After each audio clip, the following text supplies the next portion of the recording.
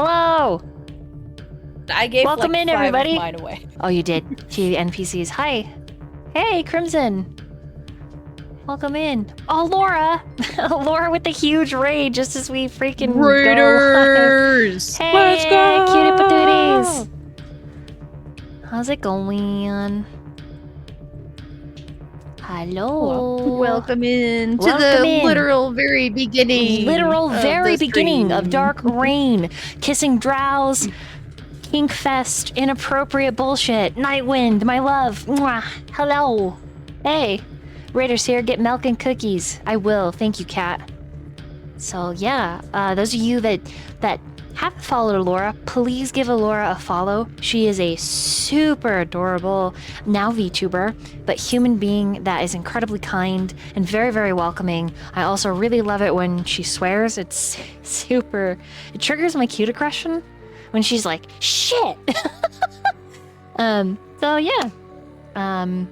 Yeah. Yes, Gabe, this is a very adult game. There are tons of dick jokes. There's tons of pussy jokes. There's tons of kink weird jokes, as well as like very serious topics. Last time, me and Sly may or may not have literally been like said inappropriate, sexy things towards each other, but it's acting, right? It's all acting, and it was fun, and it was crazy, and I had the vapors, and we couldn't look at each other. We did. It was like, I want you to come all over for me, and like it was crazy. Yeah, it was crazy. Wait, I said that? Yeah, it was crazy. Oh, it was yeah. intense. Yeah, it was good. Oh yeah. It was, or maybe it was the Cock time. was mentioned. Yeah, it was. It Word was Wait, Cock are was we weird. frauding right now? Are we frauding against the wall? yeah, there was. Is that a thing? I thought I Yeah. dreamed that. No, that happened. No, it That's You and real? Caldron Oh, and that was- Glyph, that was yeah. real. Mhm, that was real. What about your highlighter notes? You should have highlighted that. I didn't write that down. I because it zone out when No, he no, asked no, Cal. So, just Nightwind, thank you so much. Thank you guys for all the gifted subs. Thank you, Kat, for giving Alora a subby. Thank Yeah. you. I'm super crazy Rip grateful and 7. appreciative of that. That's insane. The support for this game that happened last time, and even now it's continuing. See, we have proof here. It is just, it's so phenomenal that like my little idiot brain has a hard time like wrapping around the amount of lucky and blessed that I feel for everybody here, and especially those that keep coming back and keep watching, and my players as well. The fact that they still love this game and they encourage each other and myself, it's just so fucking cool to me. So thank you, chat, for being amazing. Thank you for all of the gifts. Thank you for the raid, Alora. I want to seduce you into D&D with me sometime. So that would be pretty fun. And Wolfman. That's our werewolf. We platonically a gilf. We make out often with Der Wolfman, right, Sly?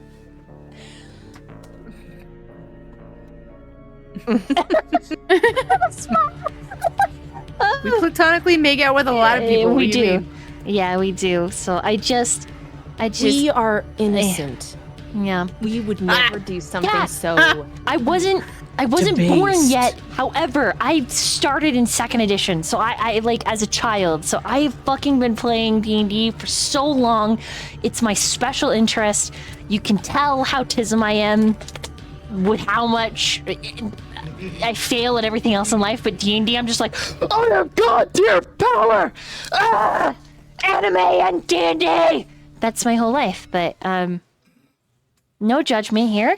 We can all be weird together, and you guys are weird with me and debased, and we can act like a romance novel and make out with each other in this game. So stick around if you like that, and you like drow, and you like sexy things and sexy orcs, and down below my There's name, also a you'll lot see of- all the NPCs. You see them. Oh yeah, this is the name for this group, coined from Vil and chat combined, is Sad and Horny. So Sad and horny will continue to ride strong, yeah, baby. yeah, there is quite a bit of polyamorous fun things. There's a big orc who's like, I love my wife and my tiny husband. So yeah. Laura, Tiny don't husband worry. who isn't all that tiny. You don't have to play any kind of intimacy He's with tiny me. to him. You can just smash. It's okay. So yeah, sad and horny rides again into the night.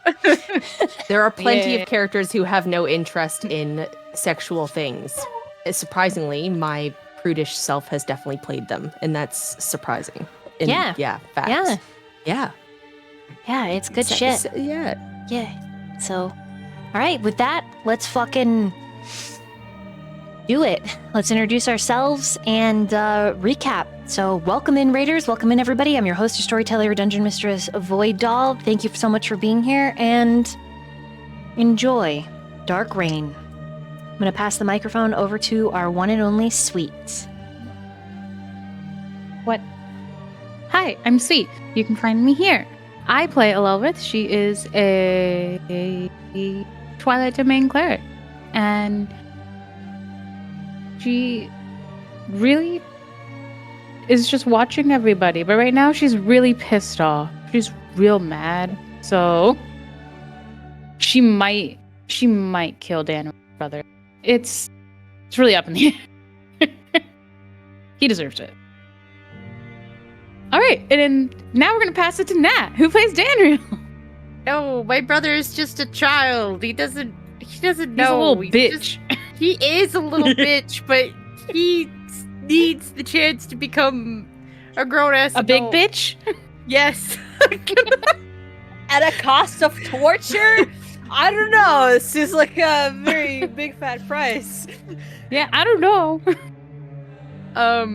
Anyway. Yeah, hi guys, it's me, NatChan.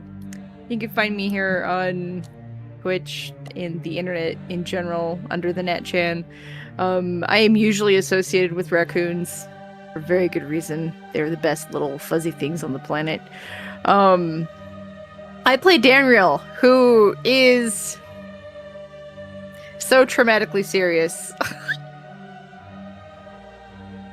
She is a Path of the Beast barbarian, but in her previous life she was a paladin, so she is still kind of sometimes tries to tune into that, but it doesn't really work for her anymore, so she's trying to figure out this new vibe that she doesn't really like. So, yeah. I'm gonna pass it to... You guys tell just- everybody what you're playing, like your species, your class as well. Okay, let's. I'm very celestial on both sides of the family. There may or may not have been M. Mpreg involved in that, but you know, don't judge. me. Absolutely was. Don't deny it. Sorry.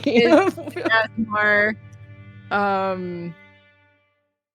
yeah, I guess that's the only part I left out. So I will, to keep things going in a... I'm looking at we'll go with, I'll toss it up to J, because then we've done a fun little V on the screen. Sorry. Hello. This is Jay here, or just Jay. I play Adra. Sad, depressed, mommy. I guess I don't fucking know. A druid, werewolf, wood elf. Yeah, a therapist last time. Yeah, she needs therapy. Everybody here needs fucking therapy. I don't know. I'm a digital artist. I draw. I try to make a living out of it. Kids don't do it. That's a bad idea. Don't do it.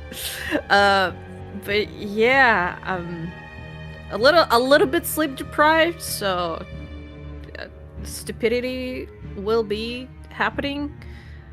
What else? I'm also not from America. if anything about my speech is weird, or like, yes, she's European. I don't know what else to say about myself. Yeah, let's set it to another non. Who are you playing? American. What are they? What do you mean? Who are I said who I play? Oh, what is she? What's her species? What is she? I said it. I didn't remember. Well, check your notes. Who is she? I didn't write it down. A woman. Alright. Hot lady. Yeah. Werewolf. Yeah. Sly. Oh, that's me. Hi. Mhm. I was distracted by the non-American comment. I was like, I hope to God you don't say that I'm American, even though a lot of people are like, oh, North American, you're American. I'm Canadian. Hey, how's it going? My name's Sly, Striker Sly. I'm your great Canadian intergalactic spice trading foxy. Just kidding. I trade spices for information. The rest is classified. And for anyone who hasn't had the pleasure, I'm Caldrian. By blood, tiefling, and elf. Meaning I never quite belonged anywhere, but you know, that's just how it goes. And I am a warlock. Not the flashy kind, not anything romantic. And my pact isn't with a devil or a dream, it's with death itself. Hey, listen, I didn't make the pact to conquer the world, I just made it because dying right now wasn't really an option until I sought revenge. Canada is on America and it is better. Yes, that is correct. Death doesn't coddle, it doesn't threaten, it just waits. And I am very patient. But yes, I am the party edgelord. I am so edgy I could cut my own personality, but relax, I only do that on purpose. Haven't you missed me, darlings? Back to the DM. Wait, no, Vil hasn't gone. Did Vil go? Wait, Vil! Oh, I'm like sitting here staring at your face, and then the certain thing behind you, it was too intimidating to look at. The venture, yes, that. Yes. You know what I'm talking about, sir. You know what I'm talking about. I mean, I play a Ventru somewhere. I mean, Yes. I do Intimidation play a Ventru every techniques. now and then. Intimidate. Nice. No, that's what Lasombra do. It's more enforcing than intimidating. With that transition, hi, I'm just another villain, aka Vil. I play Ethereal, the sassy, broody, temperamental, psychotic, tabaxi echo fighter, who's, I guess, normal to a degree. But you know, that's whatever. Anyways, yeah, that's my character in a nutshell. He's, you know, done. He's mom number one, and I have mom number two, and an Elrith. Now mom number one and mom number two have to stage a rescue mission. Together we'll just do the fusion dance and become Omega Mom.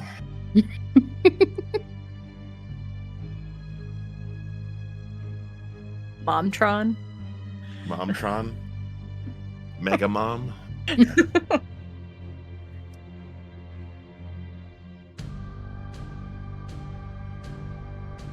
With that, Abominator. I will take back the microphone and I'm gonna ask Ani. So of all, so I noticed that your notes start on session 17, but it's blank, and then it isn't until session 21 that there's this. Okay. Hold on. Could you just give me anything? I didn't write anything down. Just because, or I was tired. no, that's okay. They started And then I 7. forgot to write from shit session down. 17 to 20. Yeah, like I wrote stuff down. wait, why are you deleting them now? I'm not. I'm No, I'm they're uncollapsing open. them. Oh, but why does They it? were collapsed. Why does it only start at session 17? Because I wasn't here. oh, you That's didn't. when I joined. Oh, 17 is when you. Yeah, that's when Ani joined. Oh. She wasn't born yet. Meanwhile, I finished my notebook with like 40 pages Yeah, on session okay. 17, and I'm like, wait a second, see- how are there no notes here? I didn't know. I I was a forgot that you baby. joined. You joined at 17. Okay. Wow, I'm dumb. You know what? You can have 500 experience points We for me just- being we- stupid. You're welcome. Feel like you've been here a lot longer. You just you get a stroke for a moment. I Now did. you're done being There's just- strokey. Yeah. Okay. Cal and Glyph wouldn't say that. I was like, wait, what do you mean? I That's never a wrote different kind anything of down. stroke. Calm yourself. Okay. So The we're days where at the total notes 13 are asked subbies. Got it. Thank is- you, Natalie. Because anytime I get tired, I stop taking in notes. No, you're okay. Don't zero pressure. You're totally fine. Okay, let's recap and then dive in.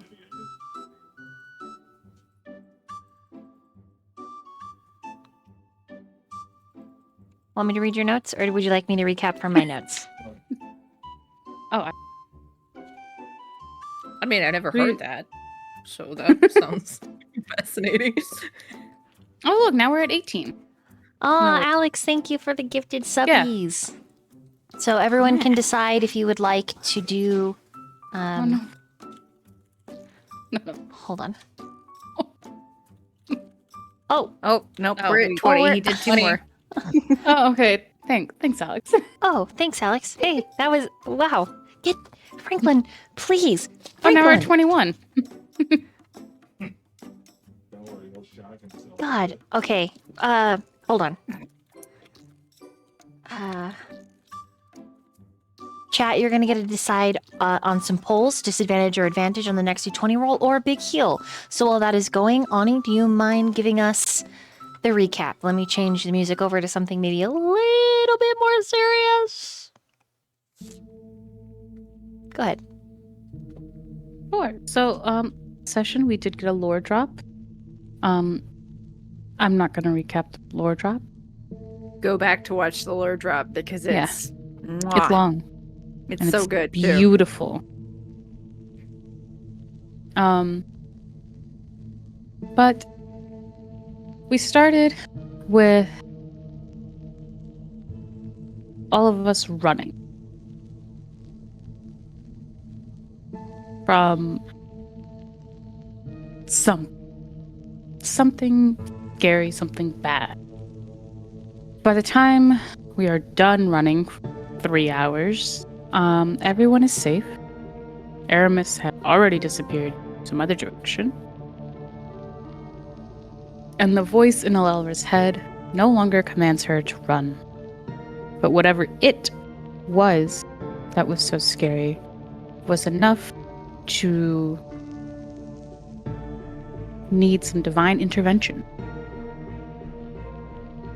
We learned that what Ethereal was witnessing as he was going into a state of madness was the first time he died.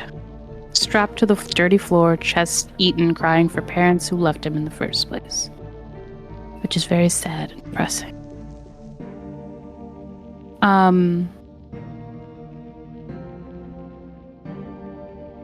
Then Danriel started getting all fucked up in the head. Not really sure what was up with that. Then Danriel hit Alelrith, which is really rude. Possibly a hate crime. I wrote it down. Must be true.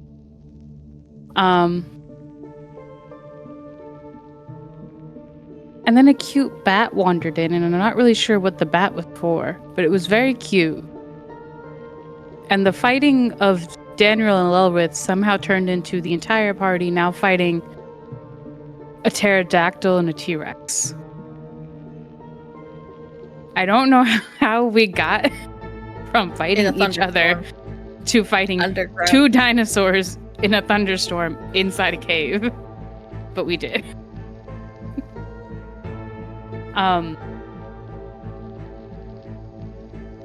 Also last session, so much support and love. Dolly's story. That the god that is chat healed Ulvar back to his former glory. His life has been renewed, and he apparently is a war machine who can catch lightning. 1544 session. He said he's literal war. Yeah, and he killed a T-Rex. Honestly. Well, Adger was doing great. Adger turned into a giant snake and was trying to choke the T-Rex. But the rest of us were just doing our best.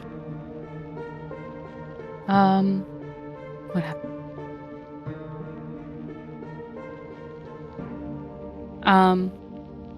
So yes. We killed a T-Rex. Ulvar is huge. And he starts looking for his wife, aka Adge. Didn't know they got married.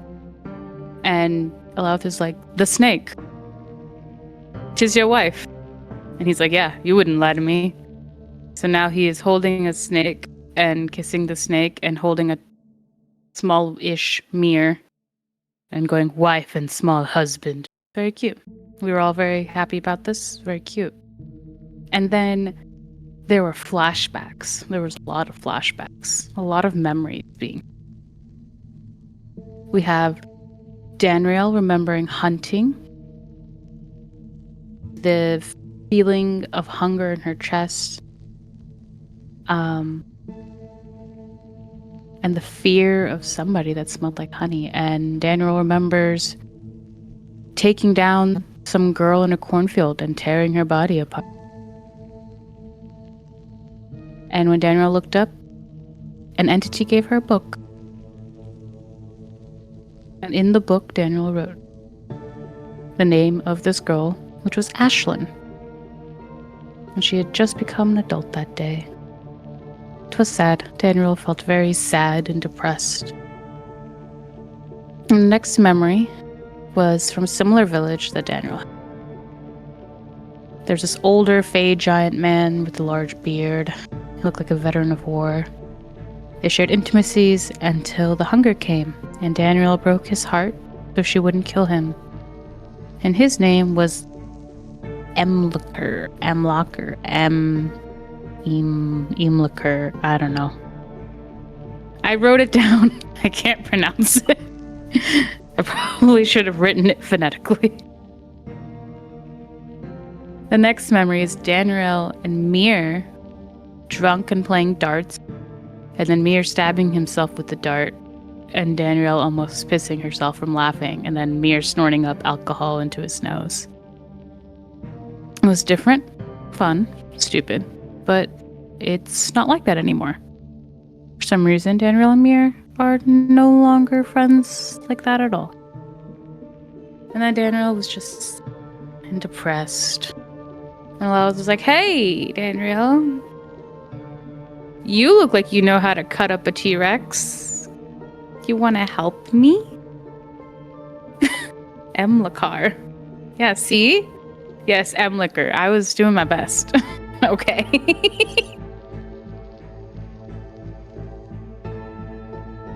I don't know where he's from. I don't know where his name came from. Then we had an ethereal memory. Because ethereal started getting affected from watching Danriel be affected. But in the memory, ethereal feels filth, feels dirt.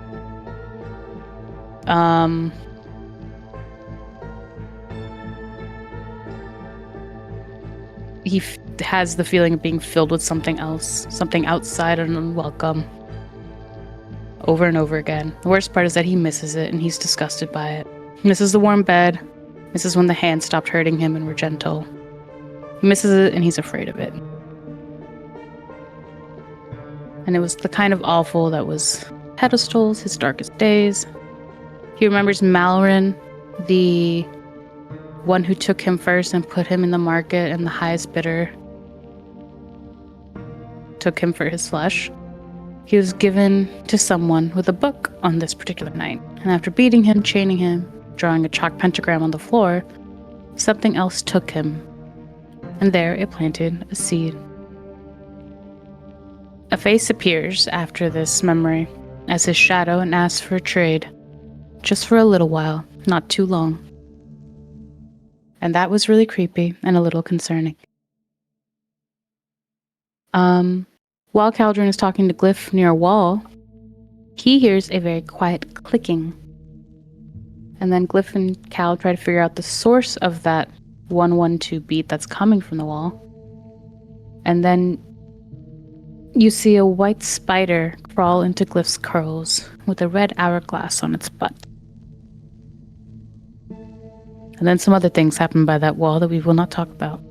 This is not family friendly. Go watch the last stream for that.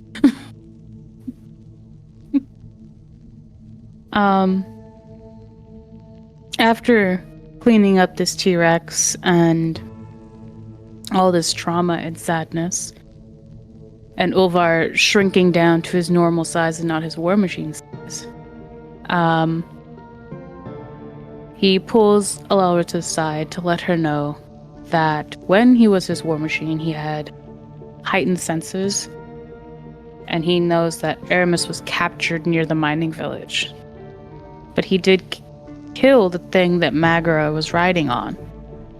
So now Elle is sitting with Ulvar and Theo trying to draw out plans while Theo places a big paw on her and purrs, and Ulvar gives her a rock to erase her mistakes, even though she is drawing in the dirt. But it's probably a good rock, like a nice flat rock. And then we get a memory from Adramir, because he was talking to Adra for a while. And it's young Mir, loved springtime, and his personality matched. He watched peonies in his hair because he loved the smell. Watched. Why did I say what? He had peonies in his hair because he loved the smell. But more so, he loved it because it made his mother smile.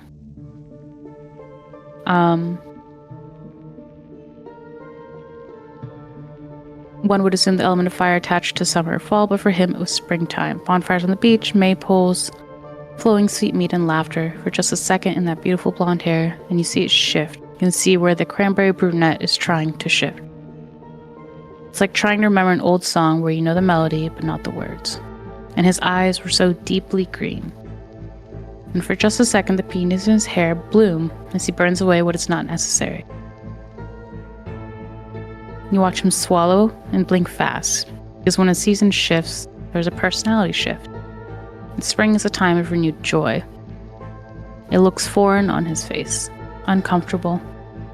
And then he descends again into the fragility and frigidness of the winter. And then that is when Adramir steps away to be with his own thoughts.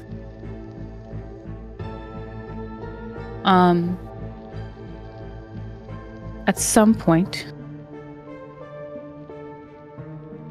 Danriel and Adra, and I believe Ethereal, all got together to talk to each other. And they're like, oh, let's go see what's wrong with Elle. And everybody walks over, and Elle's like, Aramis has been taken. Again. Taken part 2, Electric Boogaloo. The worst. And everyone starts trying to come up with a plan. And Alelra is just like, wow, I didn't think you guys were going to help me. I was just going to do it myself. But that's very kind of you. You guys are very nice people. And then Terra offers herself, Nemoral, and Dragus to go and distract Magra while the rest of us sneak in to get Aramis. And then Adra recommends to see if Terra can impersonate Magra.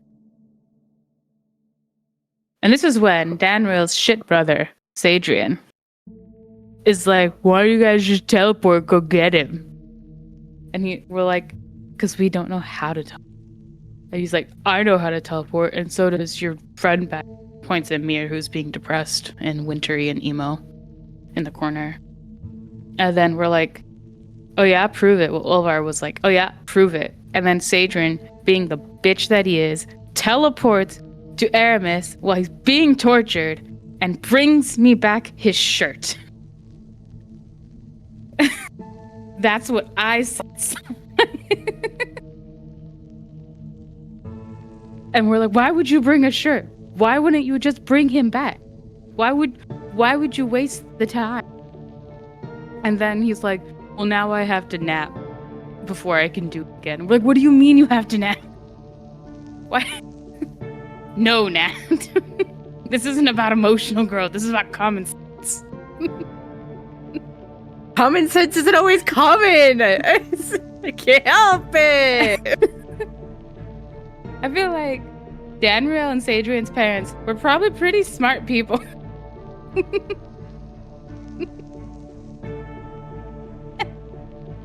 That must have been passed. And then, I don't know who egged him on this, but he was like, you know what, fuck the nap, I'm gonna go again. Yeah, it was Ethereal. Ethereal egged him on. He's like, yeah, you can do it again, do it. Yeah, and he teleports again, except he doesn't come back because he got caught like a dumb bitch he is. So now we have to save his ass too. Again.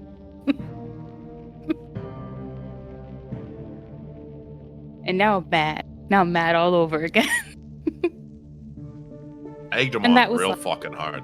I pushed him real fucking hard. I was like, come on, do it, you little bitch. Let's see what you I can said do. I love my brother. I didn't say he was smart. didn't. Even when we were egging him on, he still didn't do it. It was like Ulvar who pushed him over the edge, like to actually do that. Like the final convincing him. I liked him for a second. Now I just want to push him. Not like off a cliff, but just. And that is the recap for such great notes and all of the support from chat. Thank you, chat. All of you may add 1,000 XP right now.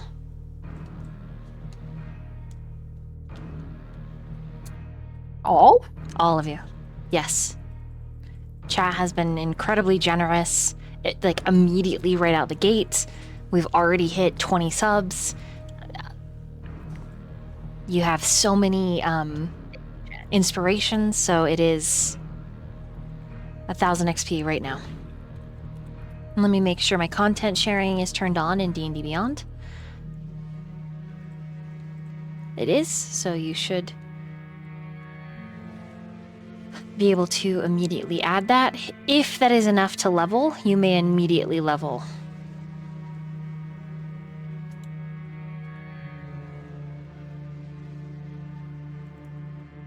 Thank you all for your very, very good notes. Thank you, Ani.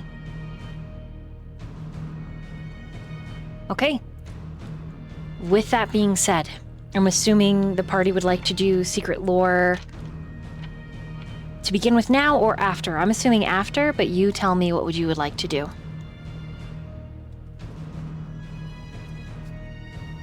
As a group. You know, I say rip it off like a band-aid, just get it over with. That's me, at least. I was reading stuff. I'm so sorry. What was the question again? Secret lore, what would you like?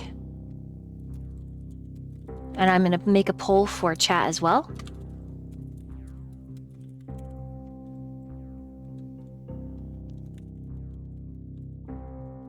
So that they can vote.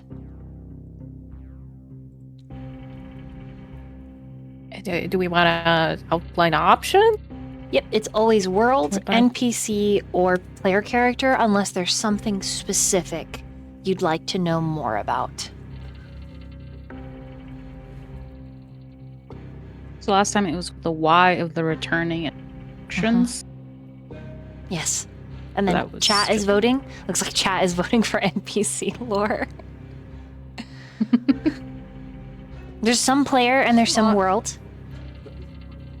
Honestly, down for whatever chat wants. They're the ones that supply the subs that get us the lore. Yeah.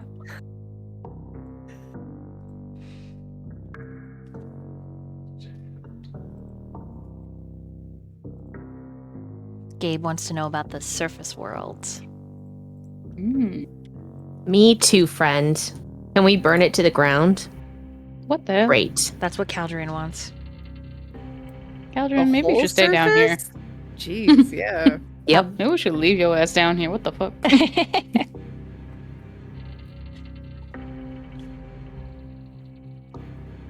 I fought too long and hard for a lot of that surface to stay intact. Thank you very much. Then I hate you. Then I think we already have issues with each other. Hey, I have been nice to you recently. He's been trying to be nice. Oh. Yeah. He has been. It's been you who's been a poo-poo head. Poo-poo head Danriel. No, I feel like she's been pretty indifferent. No, he was even like, I think you could do it. And you're like, shut up, Caldrian. And she's like, I'm going to leave now, sir. Ah. I'm pretty sure last session, Caldron was like, hit me, Daniel, hit me. Instead of stop hitting people, hit me. Hit me, hit me. Which is slightly concerning. Is it though? I think it's pretty expected from him. No. Well, they're just like, what the fuck did I do? I think you were literally just closest at the What? time when I'm never standing this close to Danriel ever again. cries. No, we were becoming such good friends. I will never be within 5 feet again. Do you have weapons It's not of my reach? fault. No, because now she just uses her claws and bites most. And tail slashes. Not saying that Lela's not into that.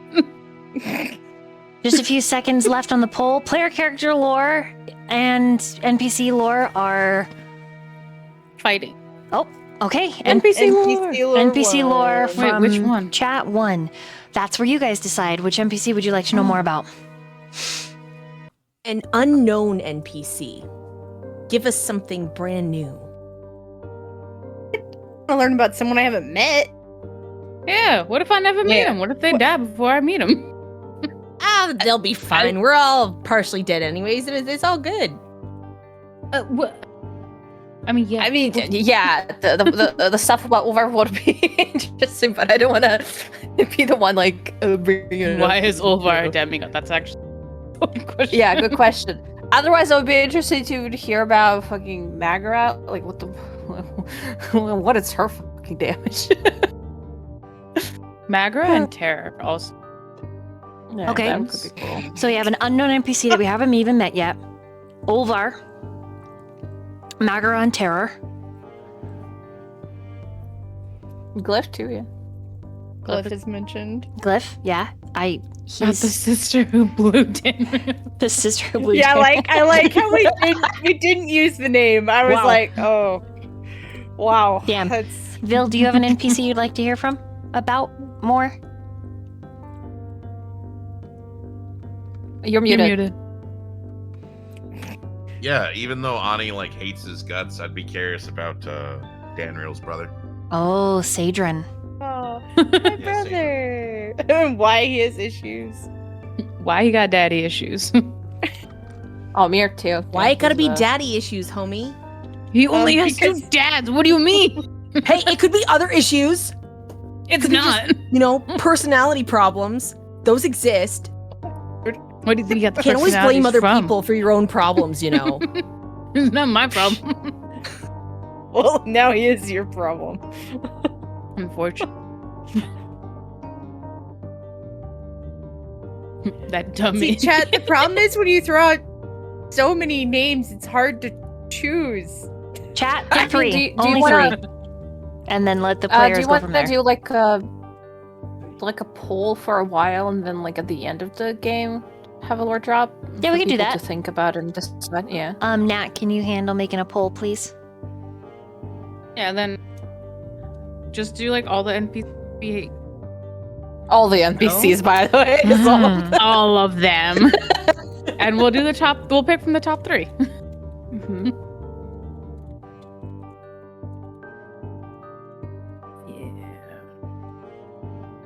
Maybe I want to know about Theo. And pause.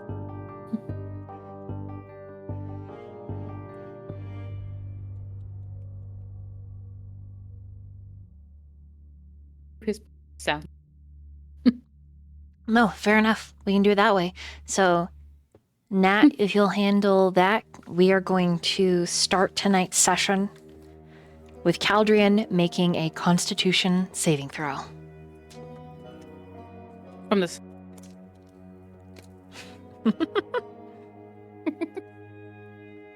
Of course, I got +0 in freaking Constitution. Well, that's shite. Hey, better than having a -2 like someone I play. Where are you going? Okay. 15. I was doing Bilgewater So sorry if you can hear that. Yep. I did not mute myself potentially in time, so just bear with me. It will be edited out when we get to editing this. Okay. The moment of raw passion with Glyph. Sorry, would you get on that Constitution saving throw? 15. 15. Okay. 15, no. Got it. Okay. So you didn't. Okay. It is so consuming and filled with this possession and obsession, you cannot stop yourself. You find that you mark the back of his neck, tearing into the tender flesh and leaving your brand on him. And when you pull away, and you are looking at this brand and you are looking at the mess that you have made of him, the fact that his lips are swollen and raw, that you are a mess, he is a mess, the both of you are undone in this fevered display of passion. You feel a crushing, overwhelming guilt. Glyph has always been your pristine sky, your sunny day, your horizon unfilled with threatening, villainous clouds. And you feel like you have just ruined him, even though you can tell by the way that he is holding you and trembling and touching you that all of that was welcome. You feel vile and undone. And not undone in a way that is intimate and being known and seen, undone in a way that is embarrassing and cruel. You can see that Glyph's mouth, it's moving. He's talking to you. He's touching your face with his hands that are surprisingly cold.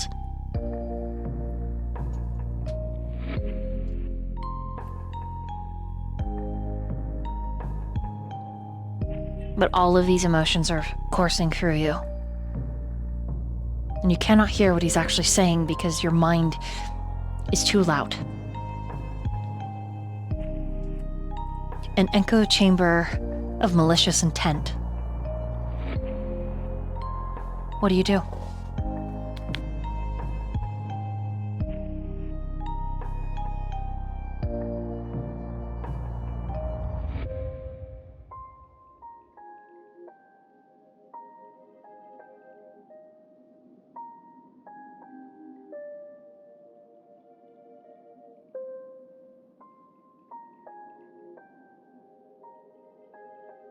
I think he would try to right Glyph, put him back together, trying to undo what he did, fixing his clothes, putting him back, trying to make him perfect again. But at the same time, he's just trying to clean off his hands on himself like he is dirt, that he is nothing. He's just trying to make him pristine.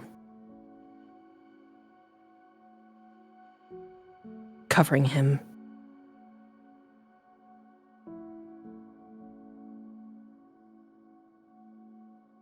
It has nothing to do with Glyph, but everything to do with him because he has ruined something so beautiful again.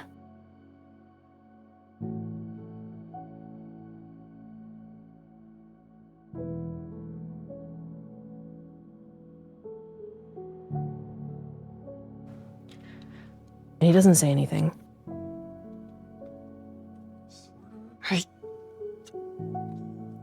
Cal, are you okay?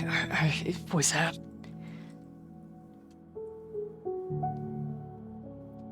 You seem... Is something wrong? Did I do something wrong?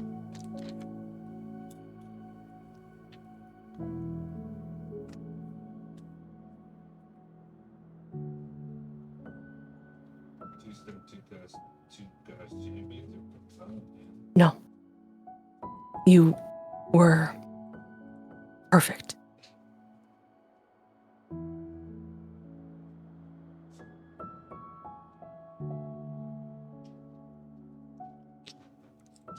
Then what?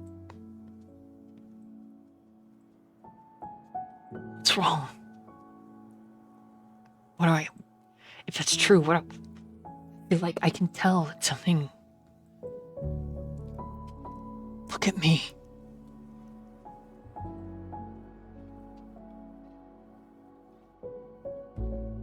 Cal, look at me. When he looks up, there is a mask that has fallen over his face, and his grin is wicked and crooked.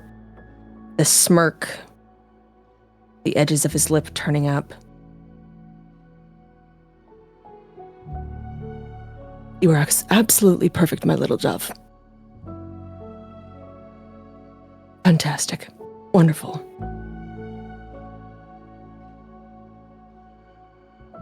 Tell me, was I everything you ever dreamed of?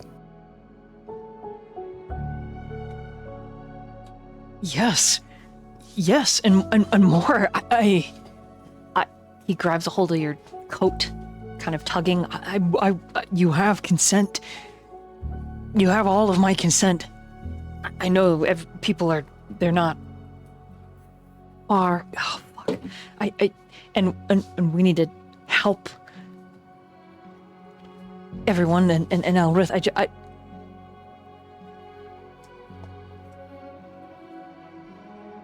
You were great, but something is wrong, and I can sense it. I can look at you, and I can see it. I don't know what it is. Talk to me. You should wash yourself as soon as possible. Whenever you can.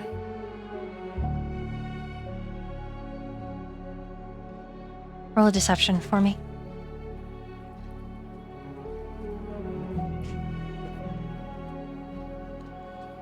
A shit roll. 8.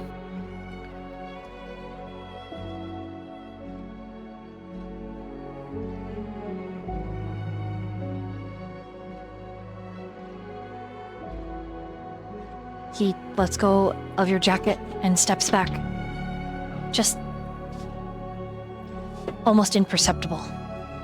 But the shift is in his weight, and you can tell, and it feels like 1,000 miles, even though he is inches from you.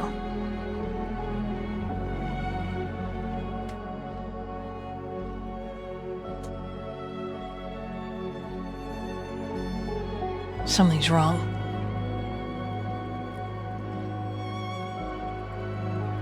Fine. Sure. I'll, clean up, I guess. And he blinks fast, and he swallows, and he pushes past you, covering his face and hurrying away. And you are once again standing in the dark.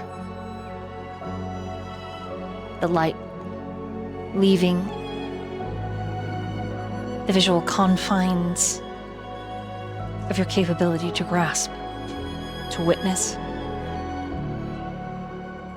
It feels like all the paint has run off the canvas. And you are left with nothing. And that feeling, it feels like it lasts such a long time, Cal. And because you fail to put the mask in place, that deception, it isn't working like it should, and something is churning in you, Cal. Something is shifting. And it all is surrounded by this intimacy with Glyph, and it doors are being opened that you never wanted to open, and feelings are pouring out that you have never wanted to look at, to examine, or to experience.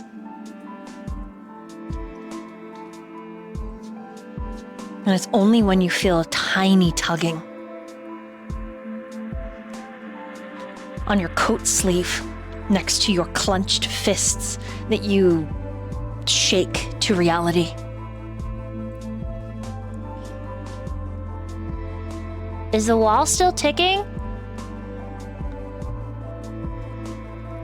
Oh, your face is all wet. Are you okay?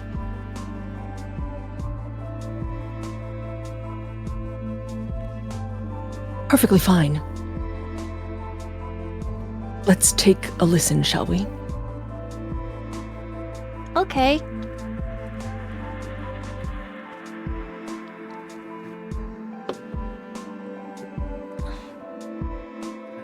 He puts his ear to the wall, tilts his head to the wall, and just kind of puts his whole entire face against it. Trying to cool down his overheating face. She also puts her ear to the wall. I don't hear anything.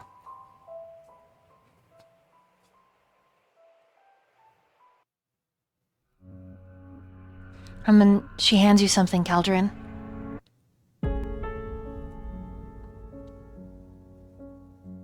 Holding it out to you in her tiny fist. And what's this? Do you take it?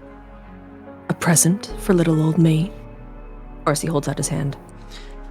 It's a very old handkerchief. It looks stained, but smells mostly clean. Probably thanks to her prestidigitation.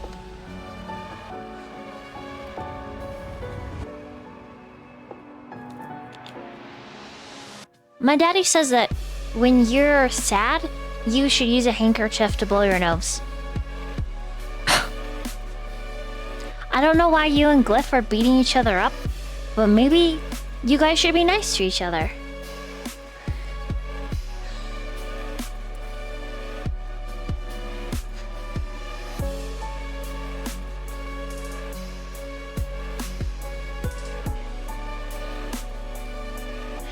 She pats you, and she steps away.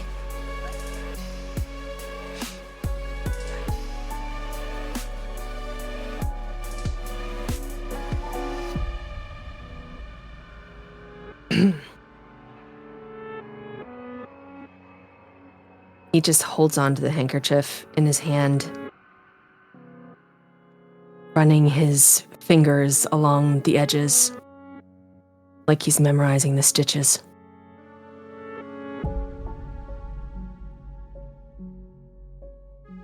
Stains across the fabric. And he knows that if he puts it to his face, he's just gonna stain it further. So he just sits and holds it.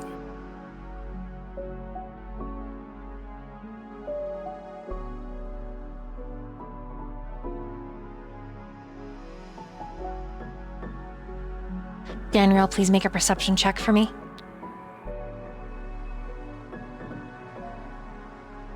Okey-dokey.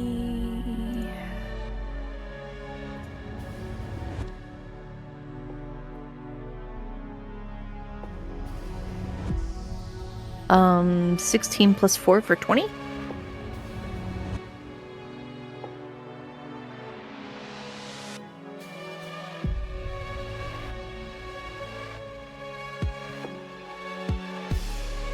You notice the majority of the party, I would say most of the party, has been attempting to make plans and convictions for saving Sadrin and Aramis. However, you witness Glyph and Caldrian's fallout, whatever it may be. You witness, maybe a little uncomfortably, that Wistful approaches Caldrian with a defiance and an unfearful hand. And you even hear her words. You and Glyph shouldn't be fighting. You should be happy. And it cues you in those leader senses that you have tried and tried and tried to mute. Tried to push away and make distant. They're tingling. You're aware, maybe far too well, that Caldrian is burning with emotions, perhaps even similar to the ones that you bear. After all, shame is a mask worn cheap and heavy.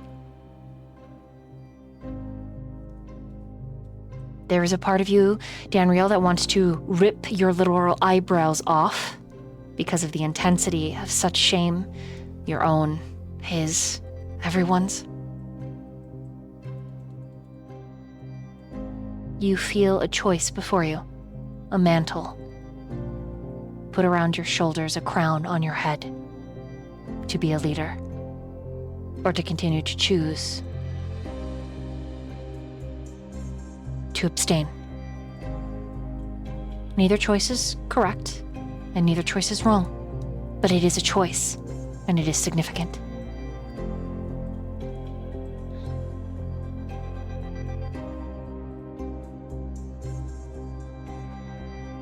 What would you like to do?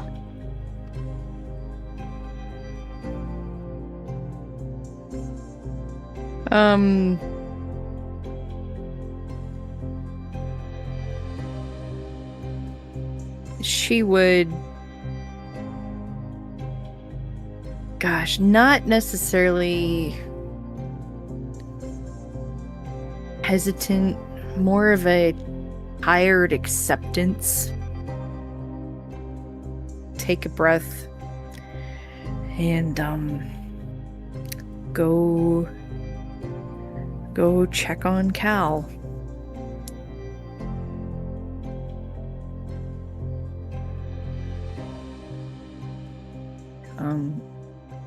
She would just approach. Yeah, she's not particularly graceful or anything. When she's in about 5 feet, she'd probably just speak up. Everything okay over here?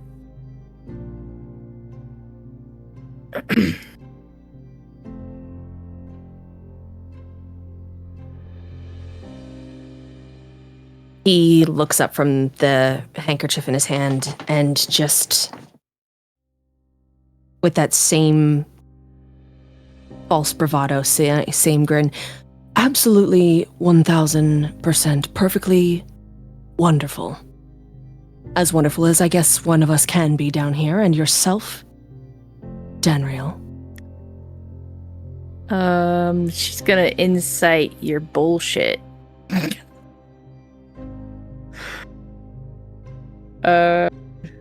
She only has a +1, but we're gonna do it. 'Cause that's what leaders do. 16 on an insight. I mean, yeah, you'd probably, he's not...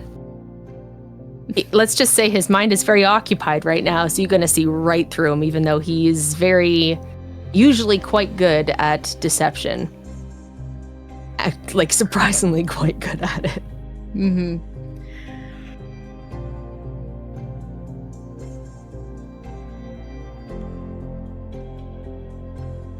She's gonna fold her arms, and instead of looking him in a almost derogatory, accusatory way like she often does, it's definitely more...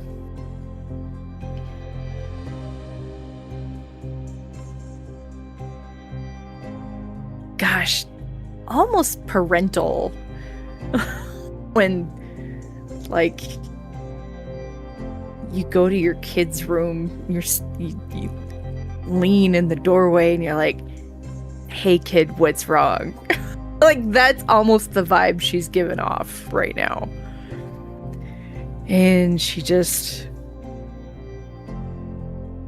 Okay, let's try that again. Something's wrong. Is there anything I can do to help?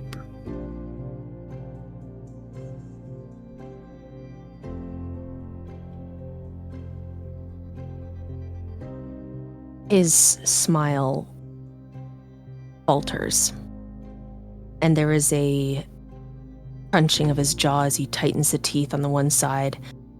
I'm fine. Really.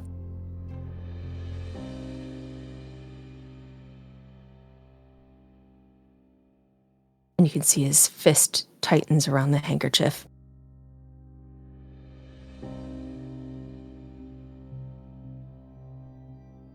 And then he looks at you.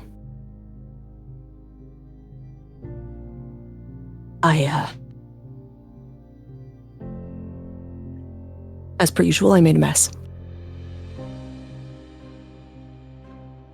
And, I ruined something that didn't deserve to be ruined. I mean, it seemed like a pretty consensual mess. It's not,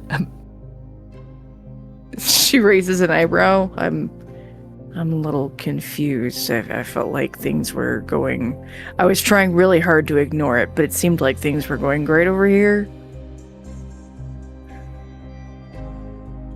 So I'm a little lost.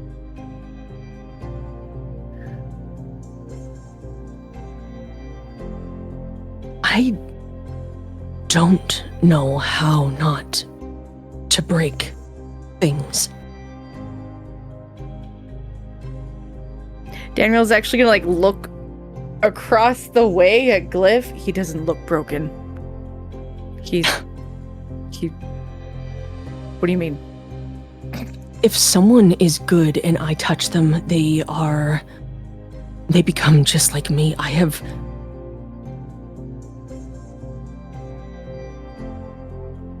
don't know how to describe this feeling, but it's horrible. I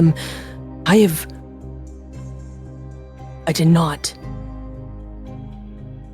earn that. I did not deserve. He did not deserve that.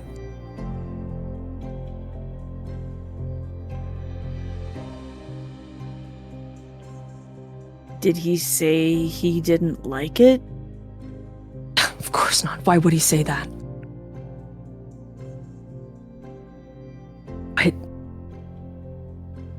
And she gives you that exactly. Like, he hasn't... It's not...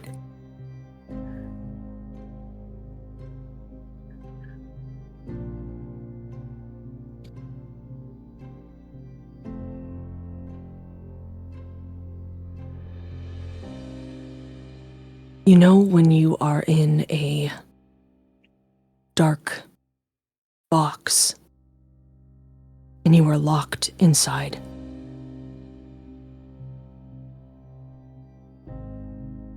Mm-hmm.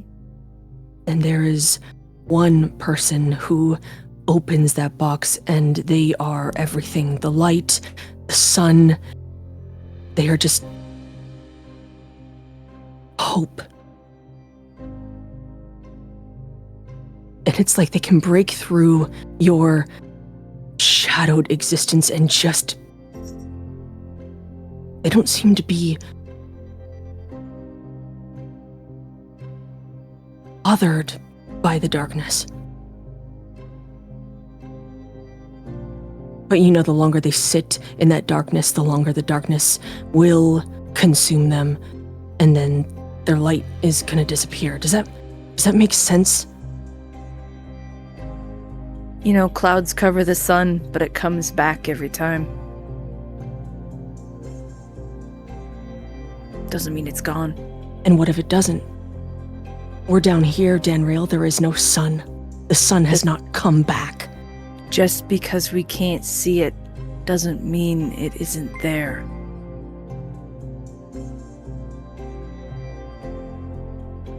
So I should just let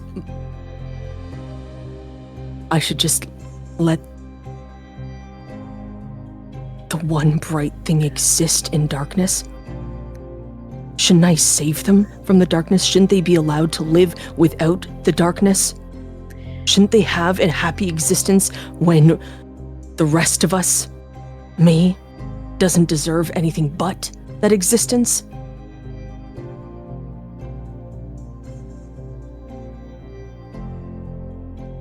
If the sun wants the dark included in its life to fulfill its happiness, looks at Glyph again, then why can't you just eclipse each other and coexist? I don't understand. Why would you not want to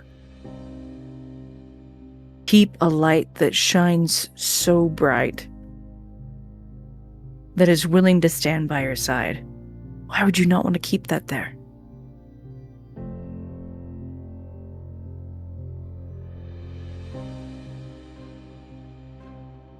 And no longer speaking metaphors, whenever I have spoken to Glyph, he has only ever shown adoration for you.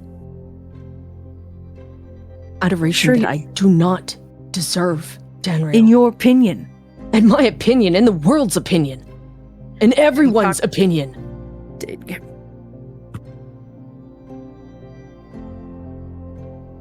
You can't say that. You haven't asked everyone. Not everyone knows you. And every person that I have ever known has been okay with me being nothing or not existing. And I've been okay with that too. Even as you speak it, everyone but Glyph, Caldron. And Danriel's look on her face, she's about to name drop Glyph. Oh yeah? And Glyph. And you, there's something about it that just, you both get a little frustrated in this moment. And if this were VTM, you'd roll a frenzy check, but it's not.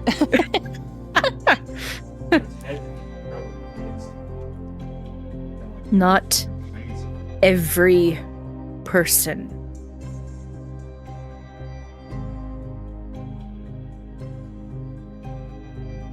And she just gestures with her head.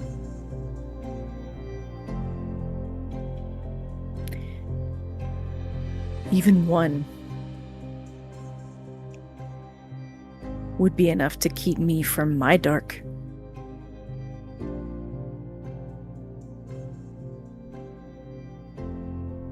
We may not always see eye to eye. That doesn't mean I want you gone, Caldrian. So please don't make assumptions.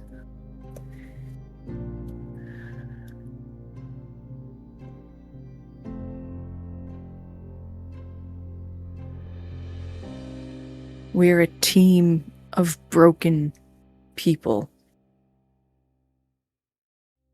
And the only way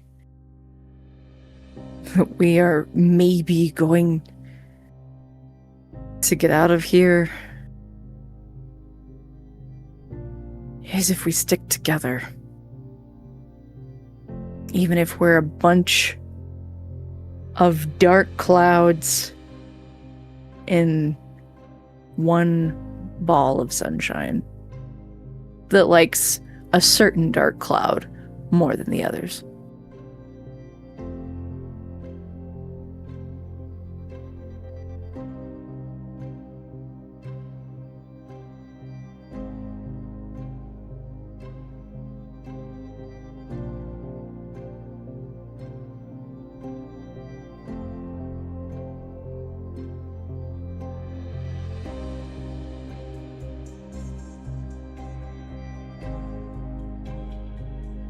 just made me think about it.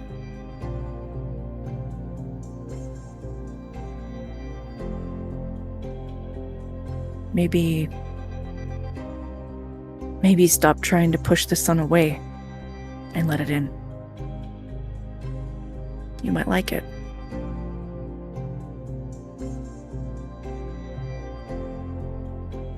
Maybe that's the problem, Caldrian.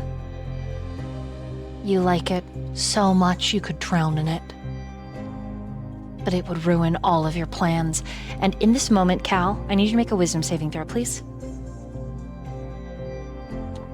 Woo, wisdom!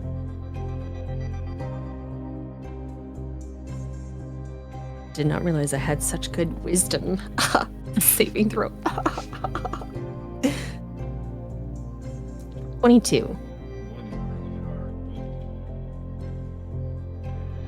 Your subconscious pushes to mind someone else in the party that is a mirror.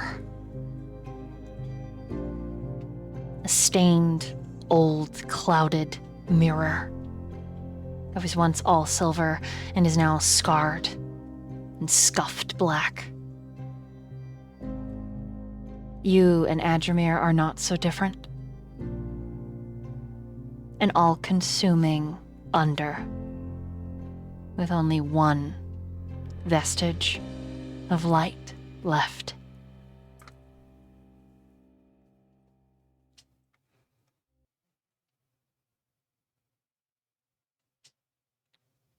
How does Caldrian feel about that?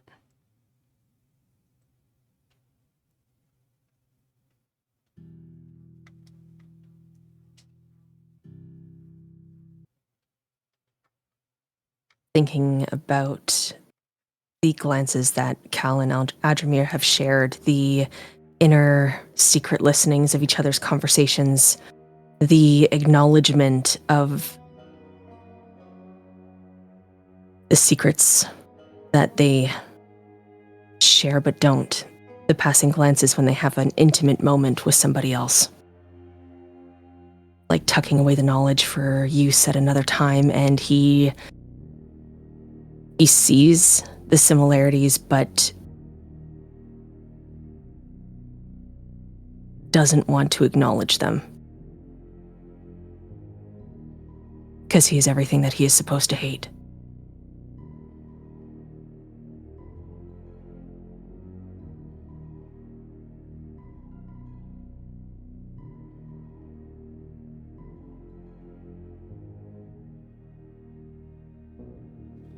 And then he wonders, is it all a game for him? Him as in Adramir or him as in himself? As in Adramir, but also subconsciously himself. Any more roleplay between Danriel or Caldrian in this moment?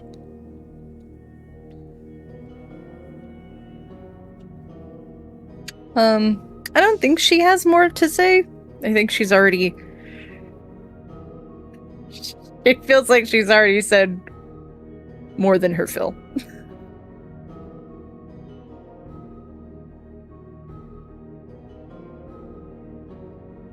Caldrian?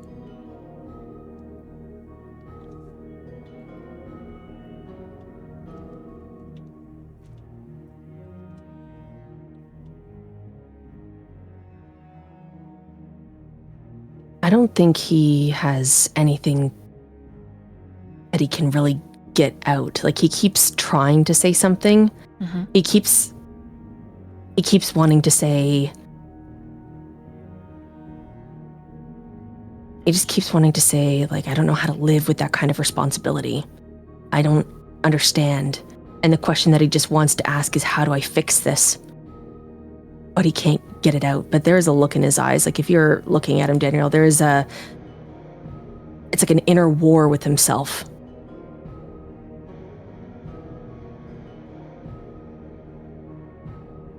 It's like an inner panic. Because to give in is terrifying. It is more terrifying than death. It is more terrifying than life for Caldrian.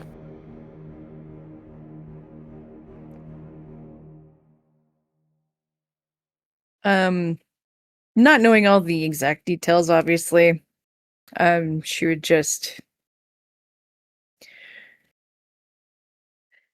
she'd reach out, give him a good shoulder shake, firm shoulder grasp, and she'd be like, I don't know what all is going on in that skull of yours. I have a feeling it's a lot. But when you feel more ready, I would say comfortable, but it's never comfortable really being vulnerable at all. But when you feel more ready, I'm always willing to listen.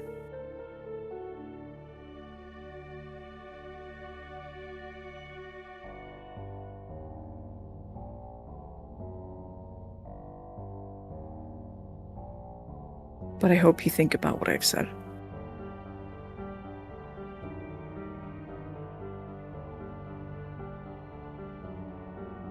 How to shift gears,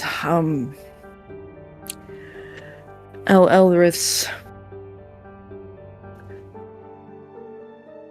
partner that we've already saved once needs saving again, along with my idiot brother. So that's what we're trying to figure out and plan right now. But you seemed a little...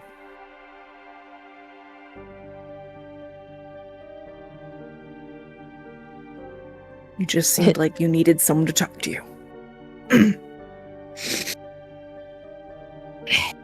He nods once, slowly.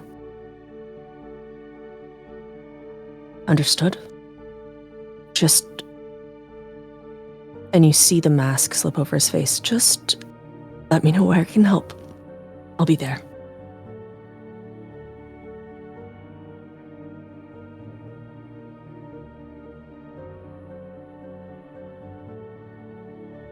She'll nod.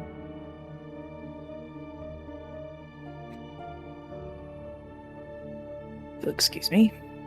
She'll, yeah. Leave. With the mantle of leader well and truly around your shoulders, you have another sigh-inducing reckoning. And that is the fact that Ethereal needs to be brought unto the planning fold. Unless, correct me if I'm wrong.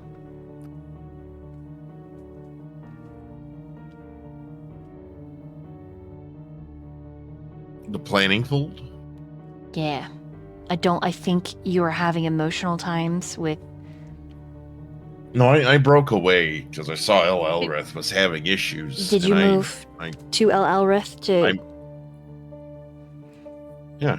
Oh yeah, you did, because you were Well, harassing Sadrin, being like, come on, you little bitch. Yeah, he Pretty joined the much, yeah. discussions. Okay. Yeah. So, okay, and I know that...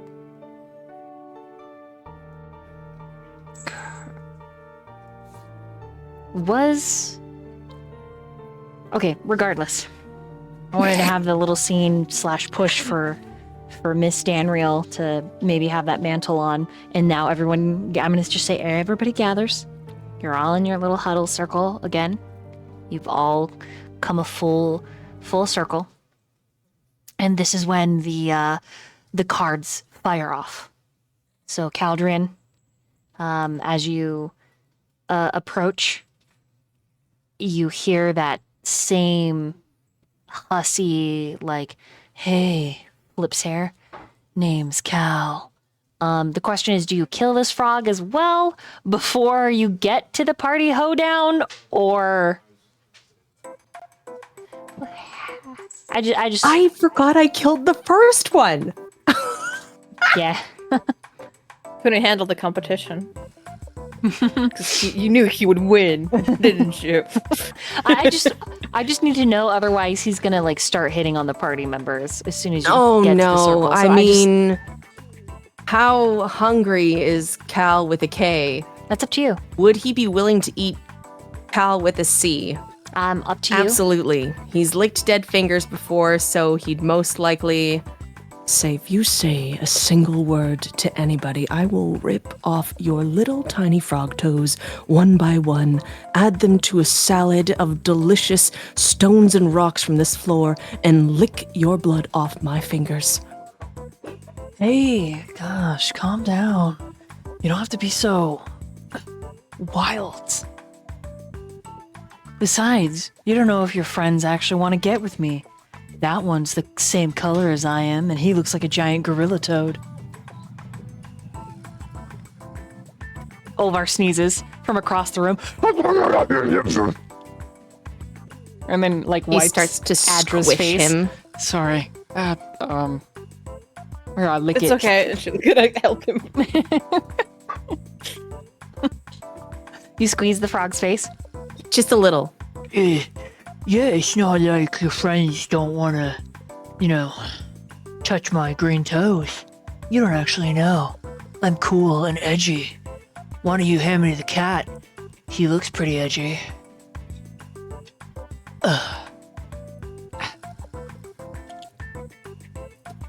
Actually, you know what? I think I will do that. That sounds like it could be quite entertaining.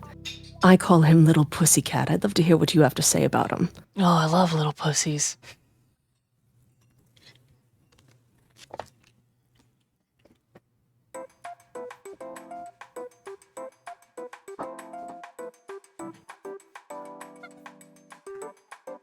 As the two in the conversation just die. Are broken.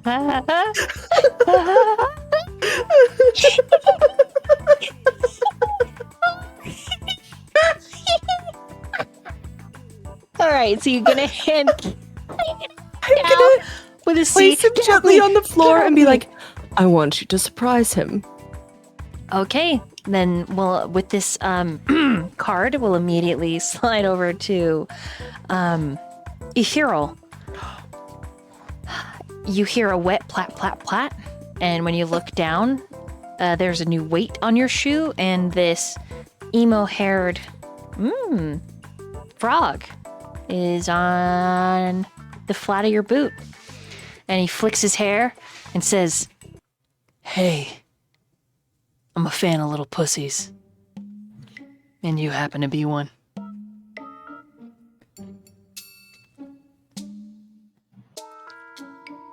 what do you do? I just have you guys know that Nightwind played this card. Nightwind specifically brought back Cal with a C. The phrasing is so bad. So bad. I'm sorry. Who are you in Little? Name's Cal with a C. You're a little pussycat. I think you could get with me. And we could make sweet salads together. Flips his hair. What do you think? You could get with my heel. By heel, I mean underneath it. Ooh. Smushed, smothered, destroyed, Ooh, obliterated. nice. Ooh. I like feet. I like toe beans even better. See, that's where you cross the line. Across the little planning, so everyone's hearing this, Olvar holds up his hand like he's waiting to be called on in class and kind of wiggles it towards you. Towards me? Yes. Like he's waiting for you to call on him. Yes, since you're dying over there. I also love feet. I'll suck on so many toes.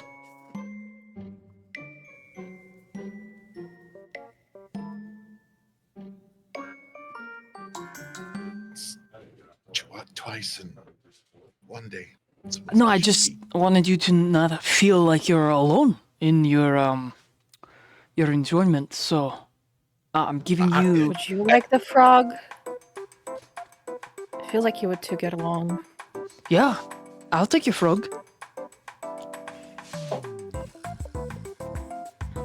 I think this frog has spoken his last words. Is there anything you would like to say before I smash you to pieces? Oh, Cow, don't hurt him see. too bad, Ethereal. He's just being friendly. I'll just be back. Chat loves me and they're a god. You can't contain me.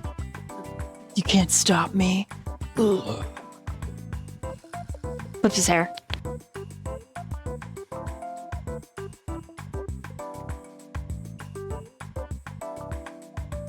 He's just gonna like quickly pull his boot from under him as he starts to, hit the floor. He's just gonna smash him. Whistle comes running. I love smashed frogs! And she sits and starts eating.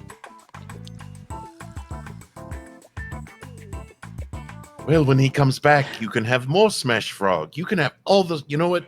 When he comes back, every time, if he becomes an annoyance, I will smash him for you. Thanks! With glee. Frogs here, Elrith, so you're less sad. And you need some sustenance so that we can go save your boyfriend. I don't ever want a boyfriend. They're so gross. And they probably take baths, which is disgusting.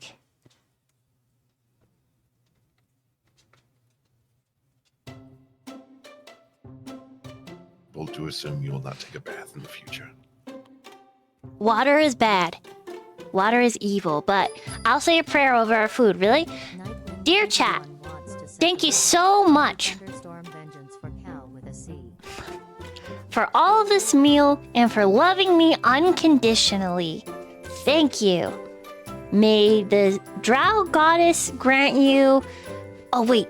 May the moon goddess grant you lots of sunbeams filled with cheese because the moon is a large wheel of pizza pie. Okay, bye! And the minute she's done, it begins pissing rain. Just pouring. I'm sure tired of this magical weather in the Underdark. Did I... Wait, Elrith, did I say it wrong? Am I supposed to say something else? What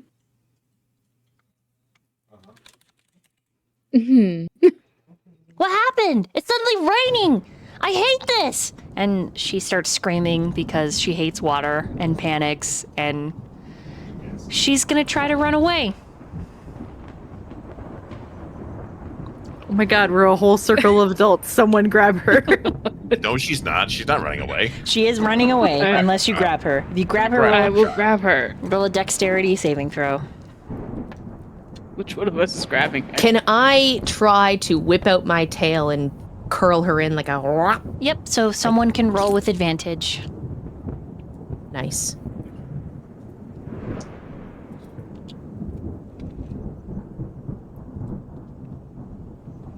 Ovar, no one's looking at him, and then suddenly he's shirtless. When you look What back about at a He him. was already shirtless. He was already shirtless. Oh, he was? I thought he got dressed again.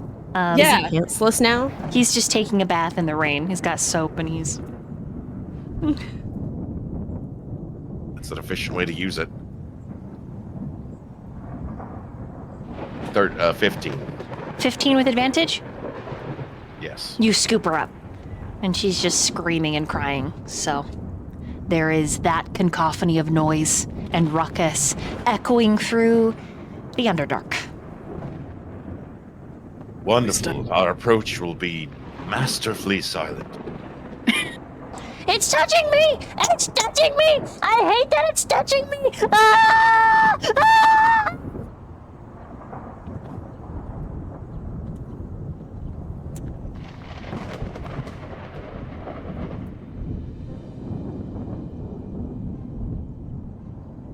What does the party do? Yeah, that's what I said. I had a rematch miles.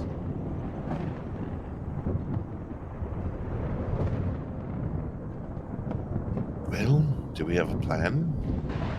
Any sort of game plan?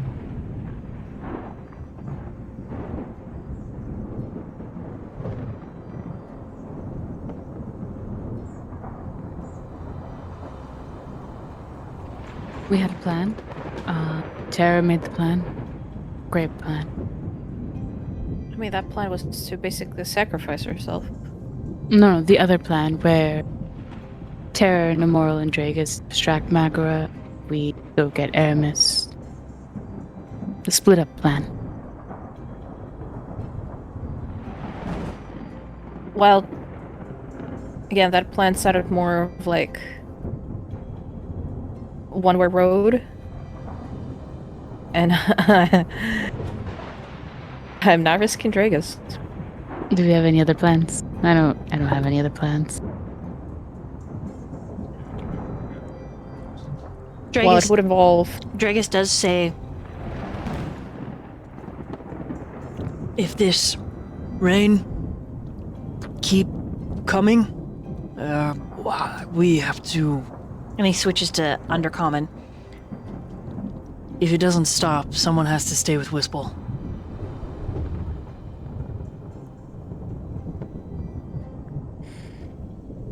That is true.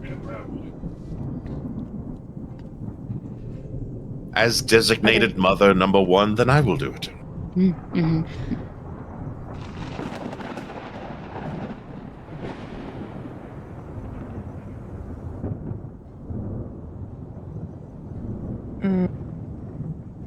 We only have so many people that are not marked by Megara. Just pointing that out. To keep in mind. Dragus does have marks all over his body.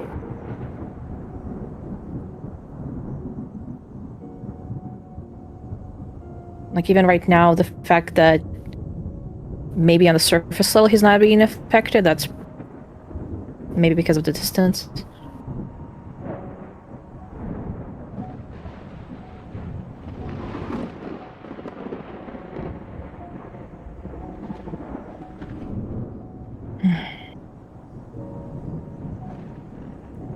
I can maybe see two options in terms of approach. One being a more sneaky one, trying to just simply steal him out of the camp, and then I guess plan B when shit goes everywhere. It is a mining village, to lure her into the mines and either collapse one of the passages, or she thinks for a second. Technically, if Mir is able to build an ice wall, or we can create some kind of barrier long enough so we can get away, or the party that is going to distract her is going to get away. But I don't know, that's as far as I could think this over.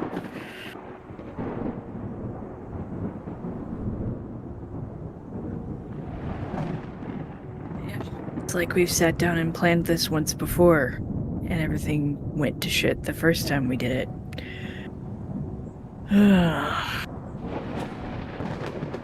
I mean, either way, going in without any plan at all is basically... Why don't we just... Yeah.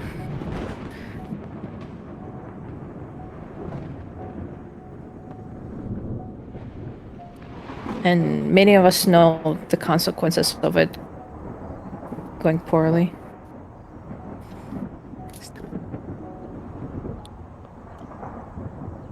So Caius can't go because he's marked. Dragus, I guess, is a no-go as well because he's marked.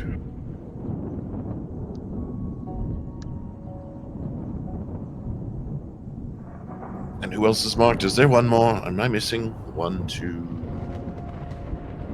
Adra. Right, Adra.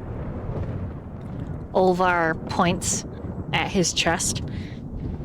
And he's riddled with scars, right? He's pointing like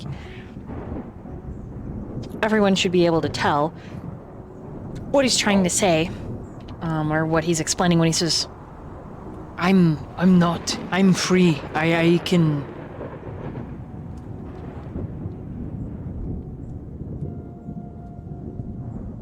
We could do this. I could do this.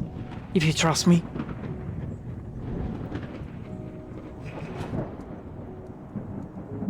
I mean, I trust you, Ulvar. Why would I question your ability or want to? So It's not about trust, it's about willingness to risk losing that person as well. But I Which could I come don't back. think we're willing to lose anyone. But I could come back. You see, the only downside. Hear me out. Only downside, okay? It's a pretty big downside, Right. but it's the only one. Feel Okay, like, it's yeah. just, it's, I was about to say, what do I feel like this it's is about to be a very big... maybe it's but- like and the dick size is like average. Okay, not that big, but not that small. Like enough to get the job done. But Okay, the what is it? longer, Where are you trying to go with this, please? I'm very powerful now. There is very, very few things on this prime material plane that can stand up to me. Okay, what's the downside? Downside, the longer I am transformed, the more likely it is for other entities like me to figure out I've escaped my imprisonment. My, Other entities. yeah. Yeah. I could still beat them up. I'm very... Did you just say It is- imprisonment? Well, I mean, sort of like, kind of, you see, it's more like, probation, actually. A little bit, yeah, probational, punishment, War machines have probation now. yes. When they break laws and rules, because the rules and the laws are fucking stupid and they make no sense and reading is tough, yeah, we do. And reading is tough. So you're an escaped convict?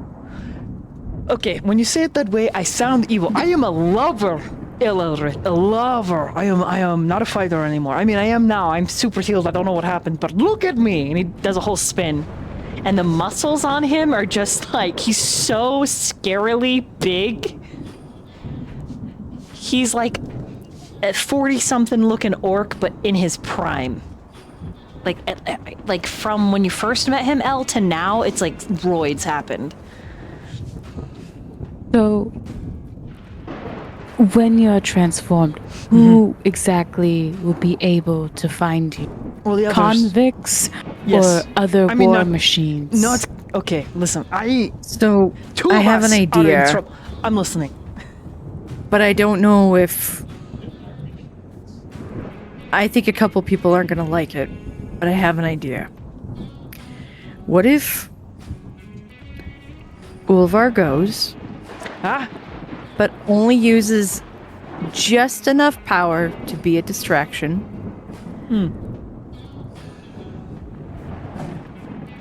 Oh, he's gonna hate me so much. But what if Adramir goes with him because he can get them both out, and while they distract, that's when we extract? Because Adramir can get them both back, right?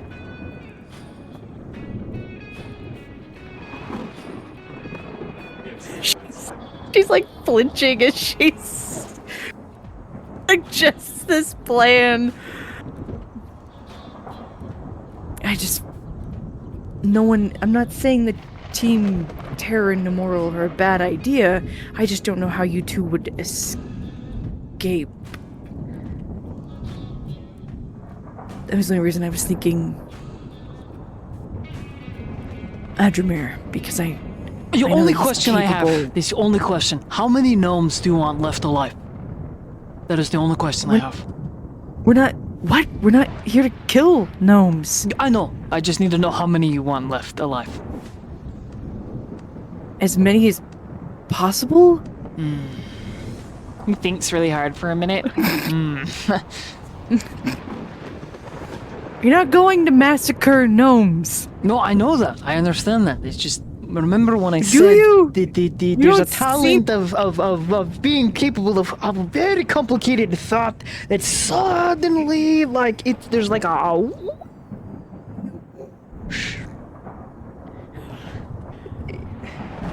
And he pretends to swim, and you're not really sure what he's pantomiming. Mir rolls his eyes. So you're saying there's collateral damage, essentially, yes?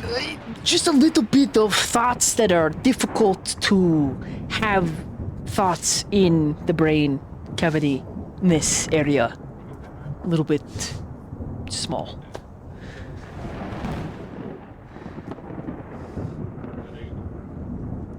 Necessary evil as far as I'm concerned. Ah, there's one vote for it's okay if any gnomes are murdered. Progress. Very good. Ah, Edra? Huh? Lifts his eyebrows, wiggles. During that whole conversation, like, Adra kind of goes visibly paler and, like, as if she's, like, not feeling well about this whole conversation. She does add, and I don't know, maybe, I don't know how many people would be comfortable for Mira to transfer with. Maybe Tara can help, because she did say she can hold her own at least for a while. Yeah. It would be up to however many he is comfortable with and can. I mean, if he can handle more, then I just thought Ulvar's kind of a handful himself, but if he feels like he can handle more than that, and she'll actually look at Adramir when she says that. He's mostly I'm not quiet. trying to volunteer you. I'm just... If you can help, it would be appreciated.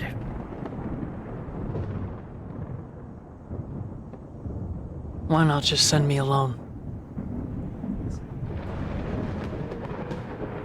Because I don't think we want to send anyone alone. One person quietly in and out.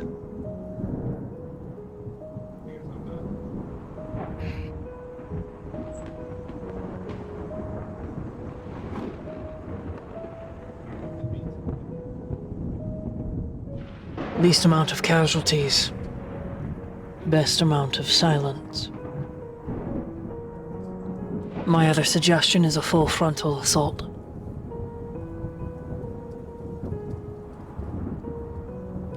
Some of us may be taken, but not all.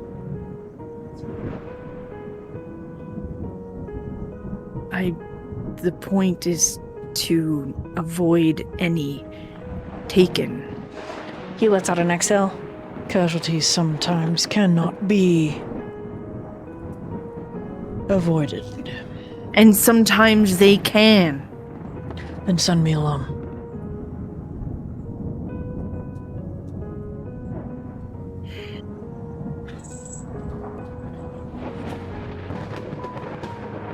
"24 hours. And if I don't return, I've failed."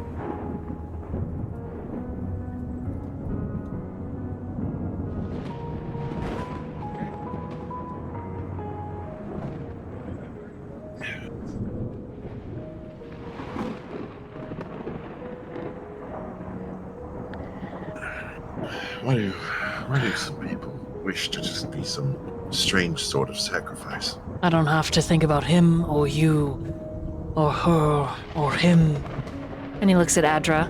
or you. I get to use my powers, and he looks up, and this rainstorm to my benefit.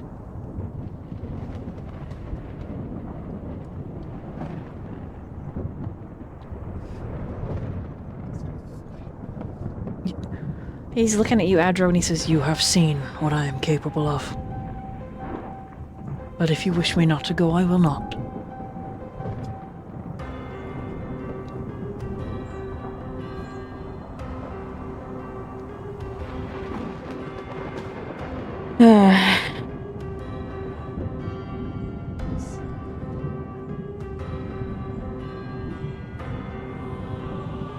Quick question, DM. Obviously, I haven't seen the full force of his current power, but back in life, originally when I knew him, was this something he was capable of even then? he was frightening, yes. But during... So I'm just trying to gather how much He Danriel would know. changed in that war. He went from being merely an Eladrin to something closer to an Archfey. So the true master of everything that he can do in his power is a little bit unknown to you. But he was a one-man army. Right.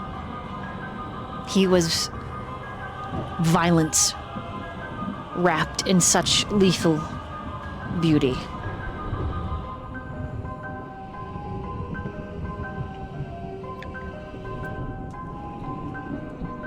I mean, I don't love the plan, but if anyone here can do it, it probably is him.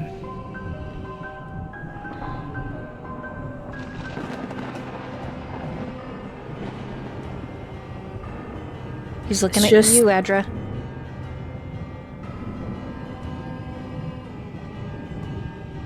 There's like waves of anxiety on like in her like body and everything. It's just I feel like the thought of sending someone alone without any fucking backup.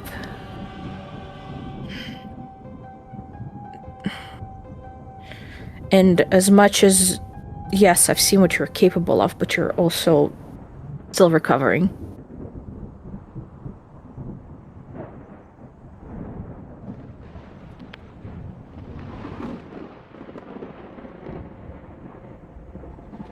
So,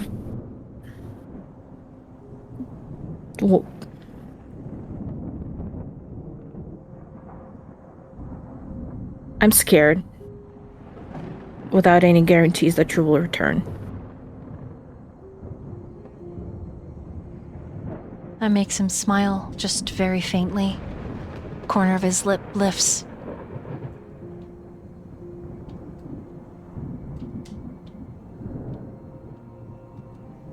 It means more to me than my next breath that you would wish me to return safely. So I can promise you, not even death, and especially not an agent of such uncouth violence, will keep me from you.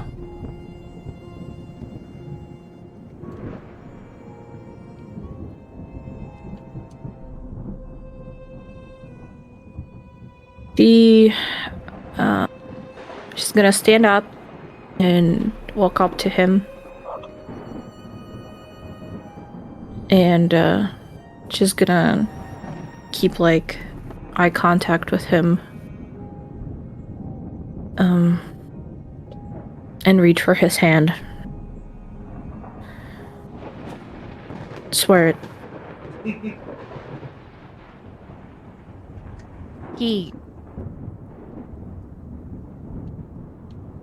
The way that he looks at you, there's an uncertainty and also a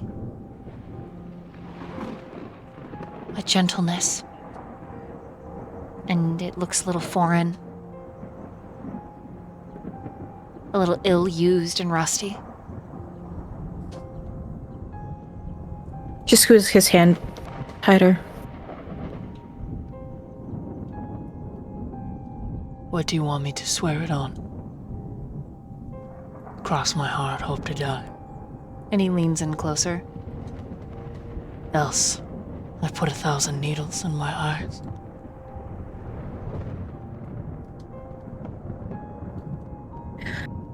Her other hand actually reaches out to his chest where that scar is over his heart.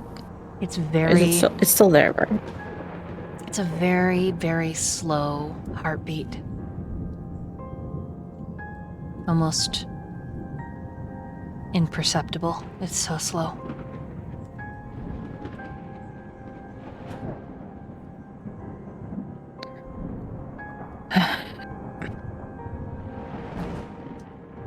I want you to swear that you will return, and if not, that we would know immediately if something went off, and so that we can. At least I will definitely go after you. I will not leave you with her.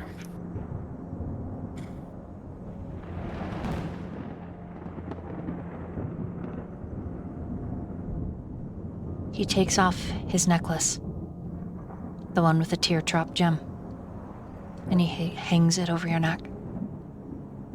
He settles it over your chest. I promise. What does that do? I swear.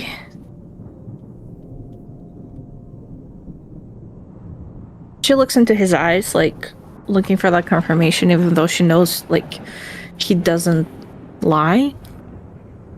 But still. And as she takes the necklace, she goes for one of the 5... the little ornament, jewelry, whatever you might call it, on over her chest. It's like always has been there, but it felt like nothing because it's just literally some petrified pieces of sticks, wood, whatever, like a druid, silly stuff.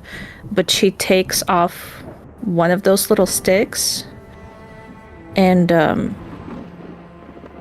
hands it to him,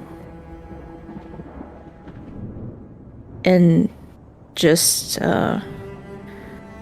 she says that in a hushed voice, kind of like, even though there's a bunch of people around, but still mainly meant for him, that this is one of the last pieces of her dead hope, in a way. And she wants that with him for this.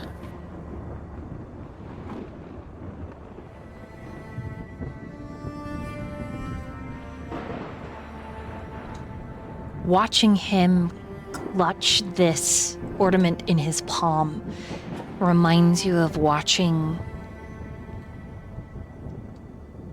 innocent take its first step into the larger array of adult life that orbits promises, meaning, faith, hope. The determination, the ruthlessness, singularly focused. But because this is so much more than just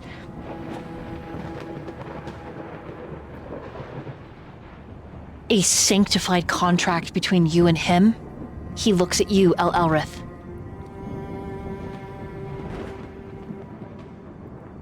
Asking, you think for your blessing.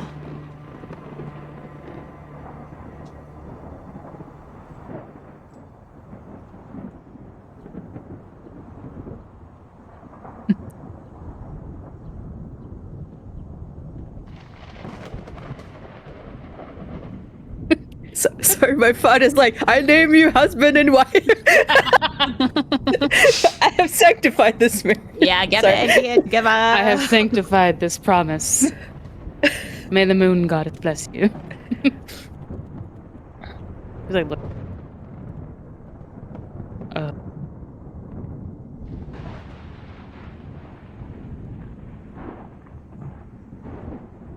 Yep. Stay safe.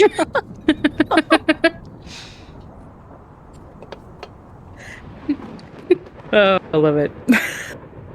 I don't do a lot of blessings. This isn't sorry. He chuckles, shakes his head, which causes his earrings to jingle. And the chuckle. It's like a chain wrapped around his vengeful heart has been dropped.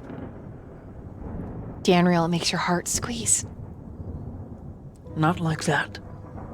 I don't need that kind of a blessing, you silly cleric.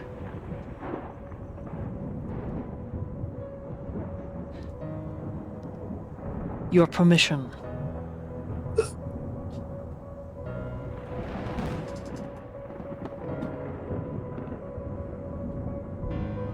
You do not need my permission, but you do have my thanks.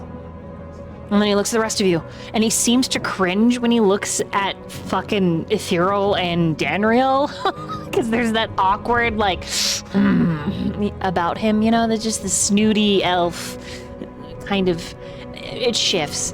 And in a little bit, it's comical, but it's also, he's trying, you can tell that it's honest. When he looks at the two of you, he says, And you? You are all a part of this traveling troupe of weirdos?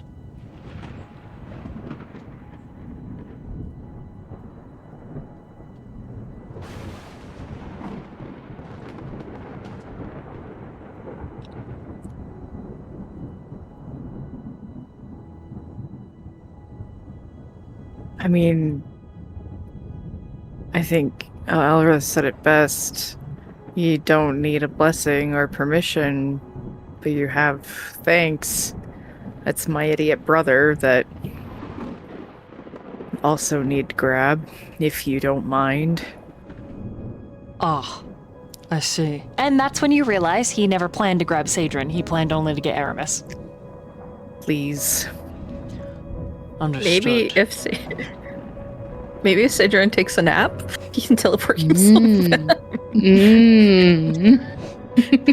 And then finally he looks at not Elroth, at Ethereal. I mean, he'll look at Caldron in a second, but he looks at Ethereal. And you... Subaxine. Ethereal. He's kind of giving you the side eye. You can tell he's still embarrassed by the failed attempt to make friendship with you earlier. The straight up crash out he had earlier about. Correct. It's still lingering like a stained terry cloth like over his face kind of vibe. Why do you need my blessing? Give a shit about my blessing in the first place. You are correct.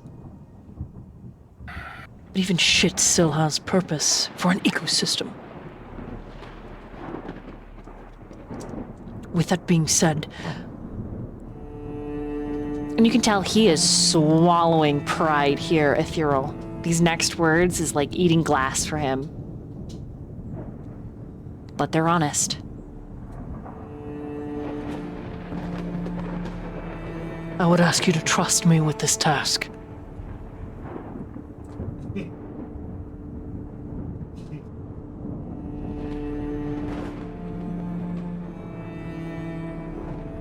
I don't trust you as far as I could throw you, but I will put my trust in Danriel, ergo I will put my trust in you by way of Danriel.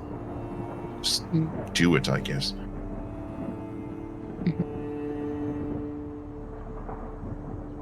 He is glaring when his eyes collide with yours, Cal, and his frown deepens. As a tiefling, you are sort of the face of all of the men and women he went to war with over the death of his high elven Eladrin sibling. Family, parents, friends. He says nothing, but he assumes you understand what he is requesting. But he is looking at you with an imperious tone.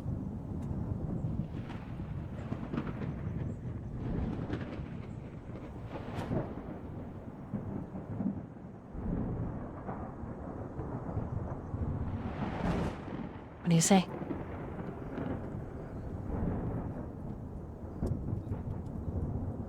Is there something you'd like to say, Oh my god. Aldrimir? A muscle flutters in his jaw, and you hear his molars grind. And he closes his eyes briefly, the lethal glacial blue silencing, and then when they open, they are almost glowing. Andrea is gonna do little circles with her thumb, trying to calm down. Don't flip out, because she's still holding his hand.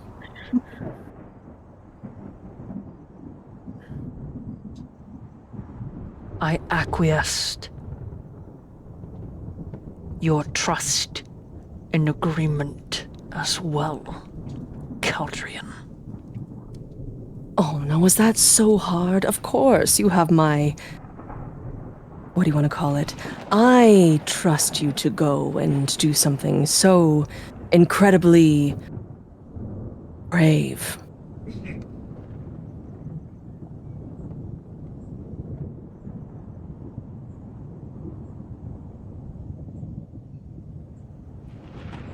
Excellent.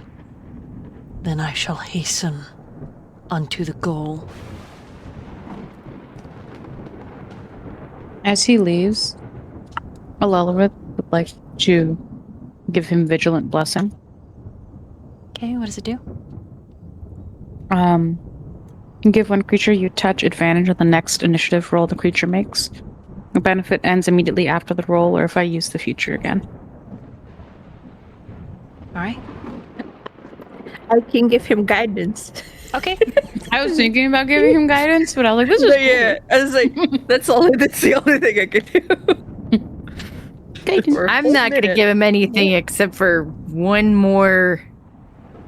As he turns to leave, Danriel just said,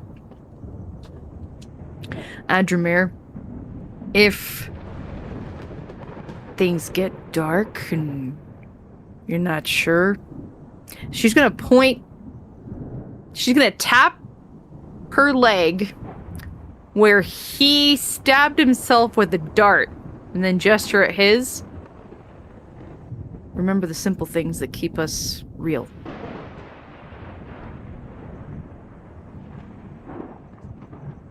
We'll see you when you get back. Roll a persuasion.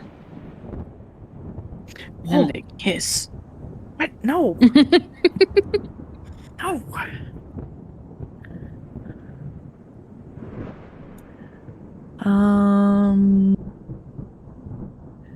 That's an 18 plus a whopping 1 for 19. There's an almost imperceptible, gasp. And the two of you, you know that he is remembering that whole night. The alcohol in the nose, the ending up butt naked with the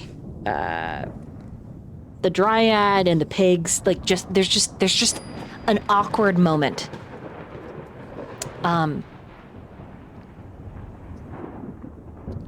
As that awkward moment burns into both of your memories, he vanishes, just completely gone. And as he vanishes, Elrith, the card that you need to drink whatever you see, becomes an overwhelming Streamloot's coercion, and you begin drinking the rain.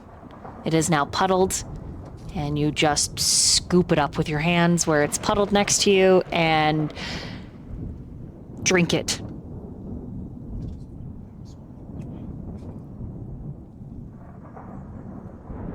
Stay hydrated. With that being said, I need everybody to make a perception check, please. Natasha Bedingfield is playing in the background. What? Feel the rain on your skin. Oh, okay, okay, I get it. I'm like, wait, what? And then, yeah, okay, I get it. I got you. Haha, I was just a little slow. Trying to say that over here, and you're like, "That's the one." I'm like, I know the words. Yeah. Perception, you said? All of you.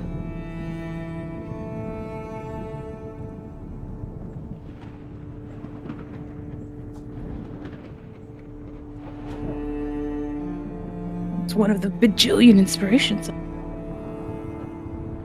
25.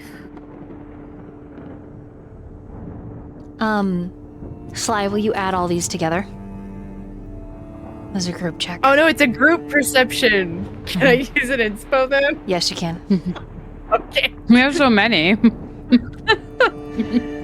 Okay. I'll use It's a one little too, better Nat. now. Great. Nat 1. Nat rolls a nat 1. Well done. Okay, I got 13 instead of a 5. For a total of 83. Wait. I didn't even tell you, Ma. Okay. Continue. I can add more. Thank you. Mm-hmm. A total of 101. I'm good. Oh shit, damn, I have a question. Mm-hmm. I'm really hoping he doesn't need it, but can I give Adramir one of my inspiration in case he needs one while he's gone? Correct. Yes. Okay. You should he also has have 2 Yes. from me as well. Perfect. He's got 3 now. Doing it. Nice. With 101, all of you realize almost at the same time that Glyph is missing. And that's where we're going to take our first bathroom break. Son of a bitch. No one was looking at him. Galdrian. Okay, I literally have in my notes that Cal would probably be looking, like, trying to steal glances at him, but he walked away, so I don't know where he went. I don't know. He was gone before everything came You and your jerk together. buddy can't It's stick your together. job. What the fuck?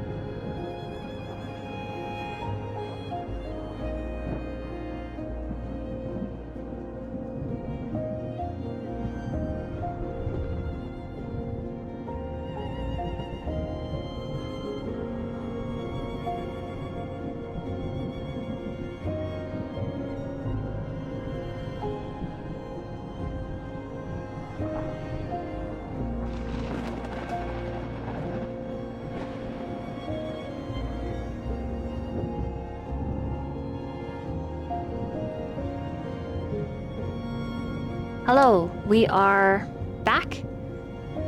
I think we can hear everybody. Thank you so much for lurking and waiting while we ran around and pee-peed and got water and got snacks and stuff. I can tell that Ani is locked in because she's not blinking if she shoots people. I'm not shooting anybody. I'm watching a video on Bird's Nest. Bird's Nest soup. Oh, it looks like you're locked in playing Marble Wobbles. Okay. With all of that being said, as we come back into the scene,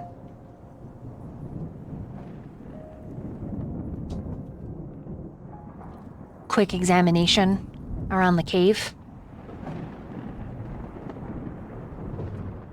No glyph.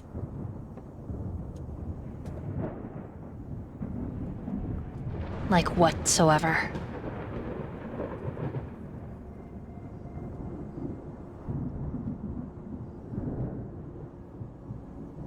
Let me move. Internally throwing my hands up. Okay, we are here with everyone kind of around.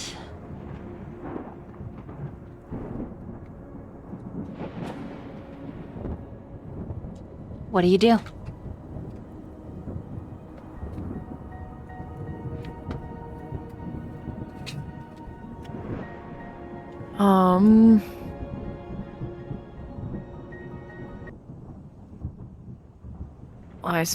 I mean, we should go look for him. Hopefully he hasn't gone far. I might pointedly look at Caldrian a little bit.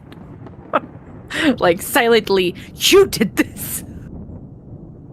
But only silently.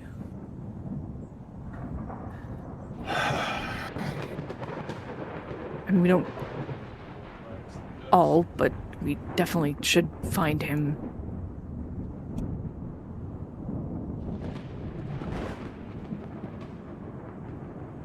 Yes, let's go find him. Head down this way, because it's the only exit from this point, right? Seems like it, yeah.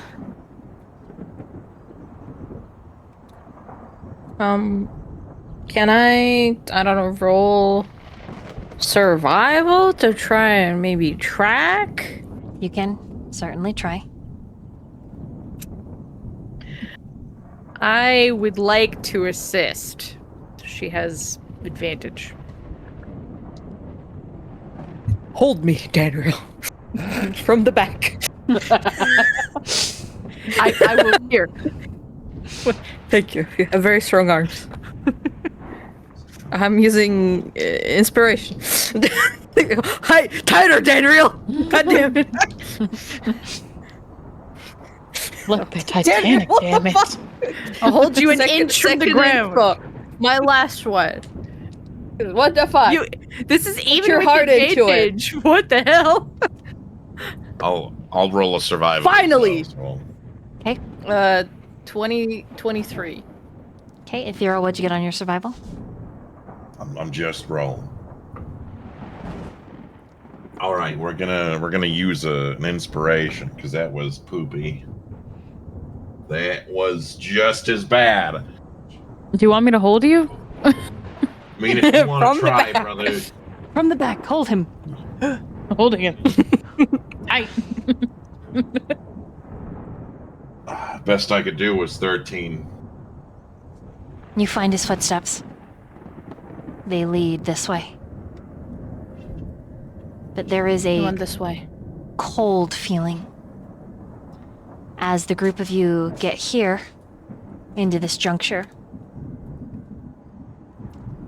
The footsteps, the length in between them increased, like he was running. You follow the trail around, and right here, the footsteps vanish.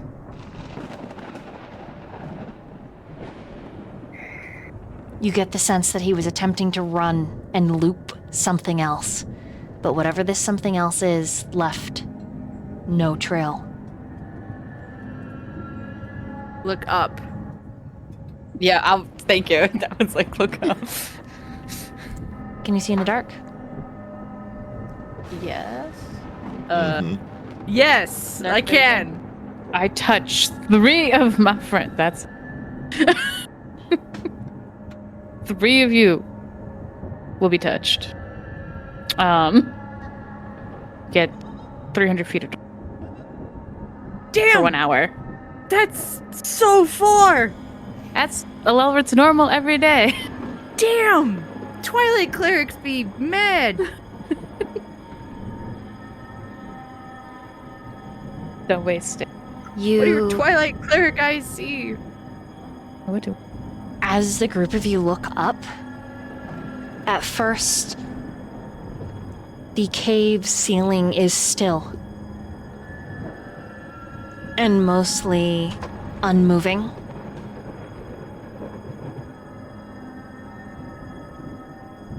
But then something reflects and drips.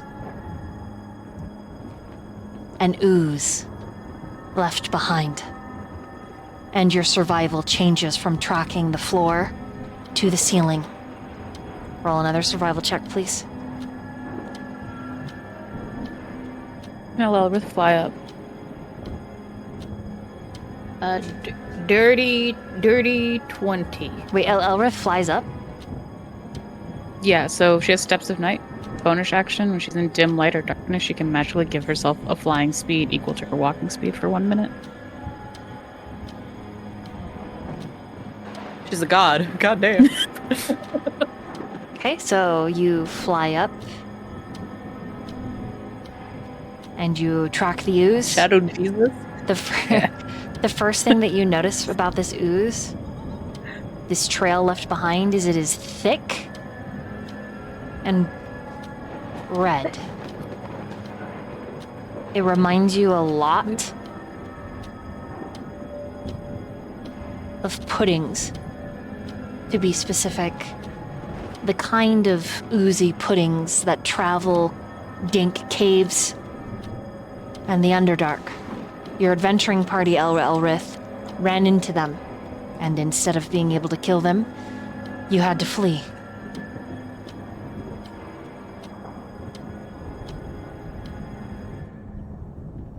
Looks like puddings.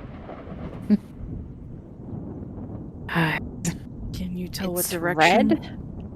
It's red. Can I tell what Does it direction it have went?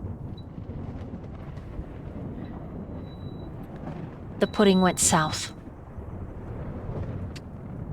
leaving Follow behind me. small, sickly trails. How many minutes can you fly? 1 minute. You do it 3 times, so total 3 minutes if she keeps doing it. Okay. Roll a survival, Elrith. Unless you keep looking back at Adra and Ethereal for direction.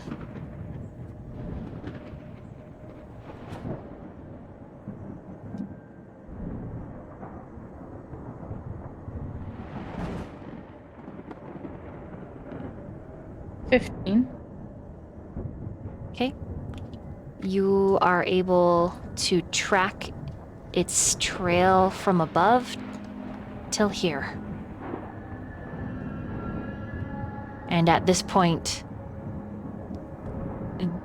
all of the ceiling is covered in ooze trails. There is a plethora of them.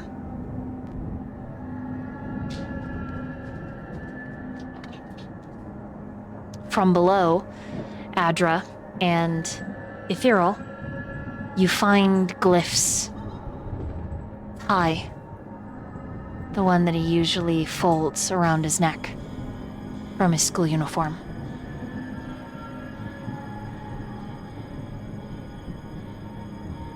Bloodied, stained. On the stone below your feet. What do you do?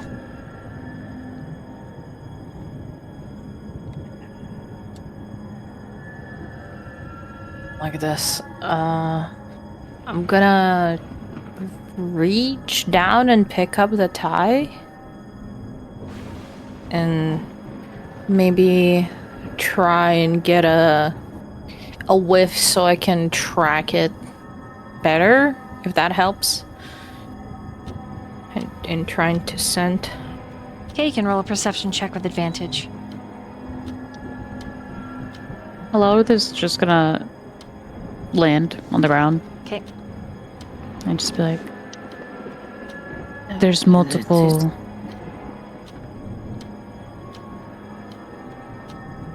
slime trails. A lot of them up there. You think at least 4 different kinds of oozes with your survival check, Elrith. At least 4 different. 24, and I did use an inspiration.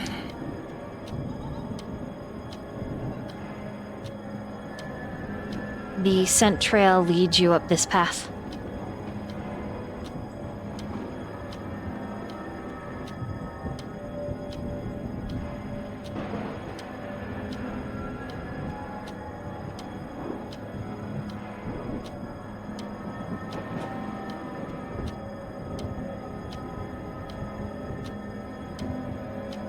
Feel free to move your token wherever. But ultimately, it leads to this set of stairs. I'm obviously being cautious about, like, the ooze and, like, signs of it. Is, like, all the ooze trails also kind of, like, ending up there?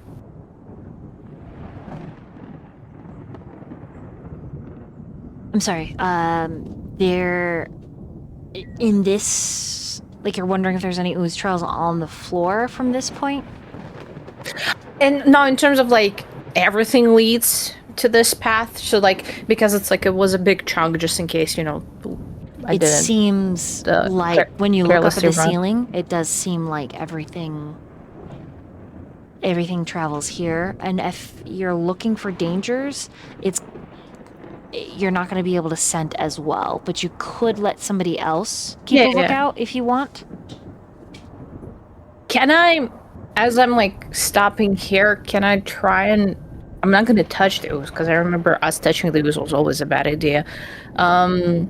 Smell the ooze if it's like smells exactly the same, just because the previous red ooze came from fucking bodies. So if it's like the same kind of shit. Sure, roll a perception. And while you're doing that, what's Danriel doing? She's following pretty close behind. I mean, she's keeping like 5 feet between her and Adra, but she is keeping an eye out for dangers so that they are hopefully not surprised. Okay, roll a perception. While you're doing that, what's Ethereal doing?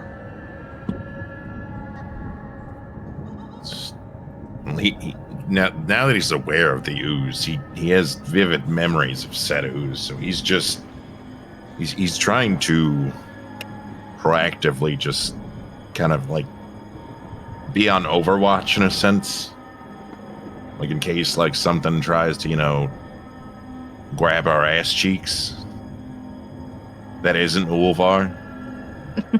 Okay, roll perception. Oh man, I've been real. Actually, I did good last time. And then hold on to it while you're doing that. Caldrian, what are you doing? He is very much lagging behind. Wondering if there is... This is going to sound really weird. Wondering if he still smells like him.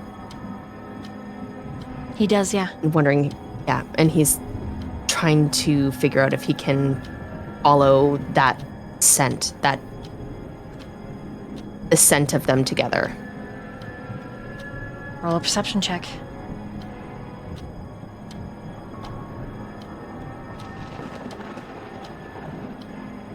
Okay, starting with Danriel. These I got a 21. Oh, I saw what you got, so that's, yeah. So with a 21. Never mind. With a 21, these ooze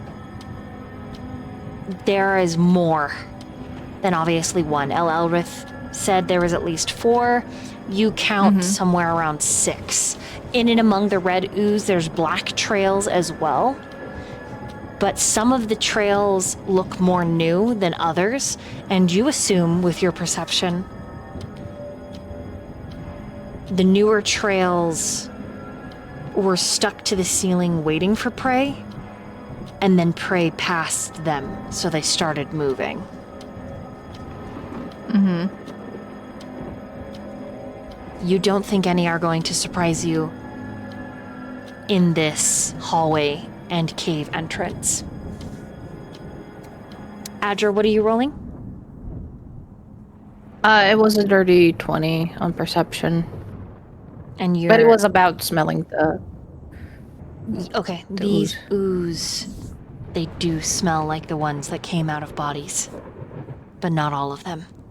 Mixed in and among them is ones that smell like fungus and pus.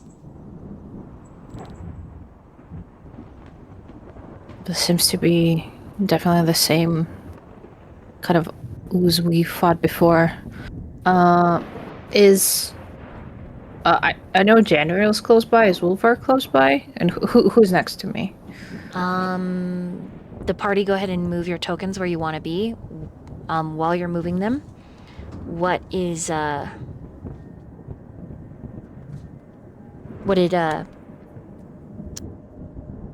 Ethereal get? I keep wanting to call him El Elrith, but what did Ethereal get? 18. And he is... What specifically was he attempting to perceive? He was just trying to perceive whether something's going to sneak up on him, if it's moved past, just if this is essentially like a trap, right? We're just being baited into something.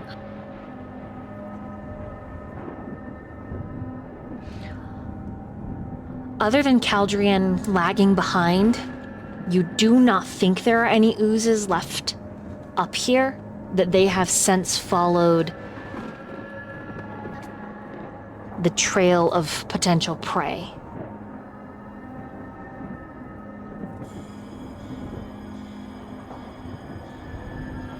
However, don't quote me, because all of your perceptions will continue even as you move down the stairs, so I'll describe what you'll see then, because you're taking up the rear. Caldrian, you cannot send him exactly, but what did you roll? Perception 21. What you smell is far more alarming. It's Glyph's blood. His blood smells like a bushel of roses tinged with copper. And that's the same scent that's permeating the chamber before you. That being said, you can go ahead and roleplay, starting with Adra. Sorry. Words became into one. One sec. Oh, there. I'm gonna plop touch Danriel and Uvar, and use protection from poison. So for 1 hour, they're gonna have resistance from being poisoned. I think not even like protection from being poisoned. Advantage of saving throws from against being poisoned. It has resistance to poison damage. That I still have one more second level slot, so I can give to someone one more protection. Whoever wants to. Up to you.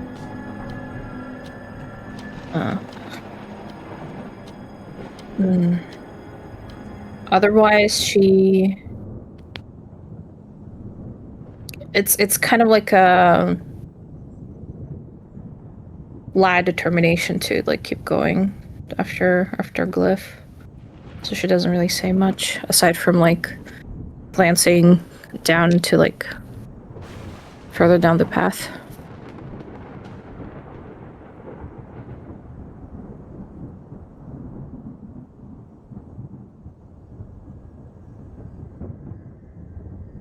Anyone else got anything to say before you descend the steps?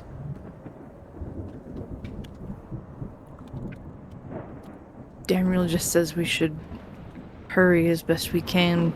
I know we're trying to be careful, but we should hurry. I have a question. Do I know that already? What you sent me? As soon as everyone is descending on the steps, that's when you notice it.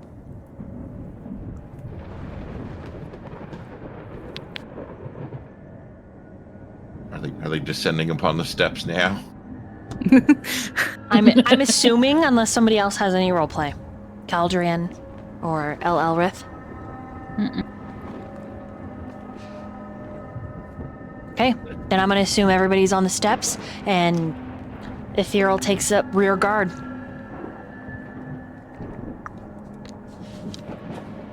And so I know that now. Yes. The thing. Mm-hmm.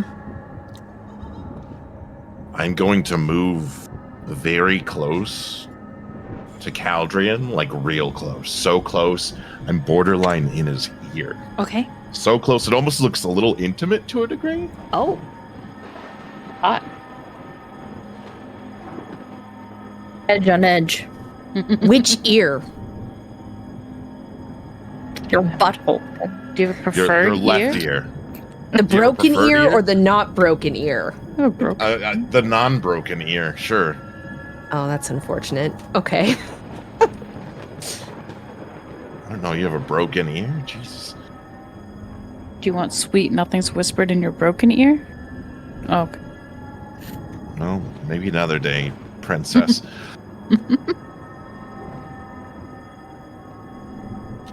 I need you to pay attention to the rear guard. Because they are following us. Slowly but surely, being followed by an ooze. This may be a trap. This is merely... well, it's an observation and an assumption, but this is potentially a trap.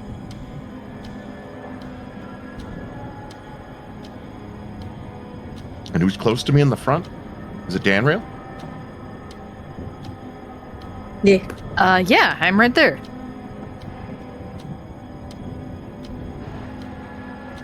That I'm, after, whispering sweet nothings into Caldrian's ear, I'm going to do the same thing just to kind of throw off these ooze if this works. Behind us. Danriel. Behind us. Being followed. I want the two to go down the steps. We're being followed. This might be a trap. Hey. I'm gonna play telephone and... Damn, Ulvar's the one right next to me.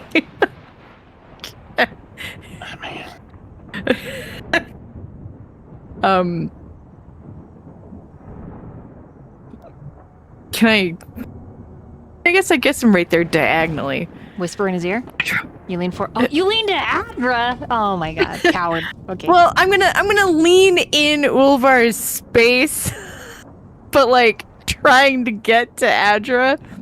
Not that she doesn't trust him to communicate. His arms like come up to support you because you're leaning so hard, and he like almost cups you. Like he's just like, Danriel. So she'll just say, Adra and Ulvar. I just wanted to talk to both of you. Oh my god. No, I'm just so sorry. My brain went to a different direction. Okay, yes, you can join us.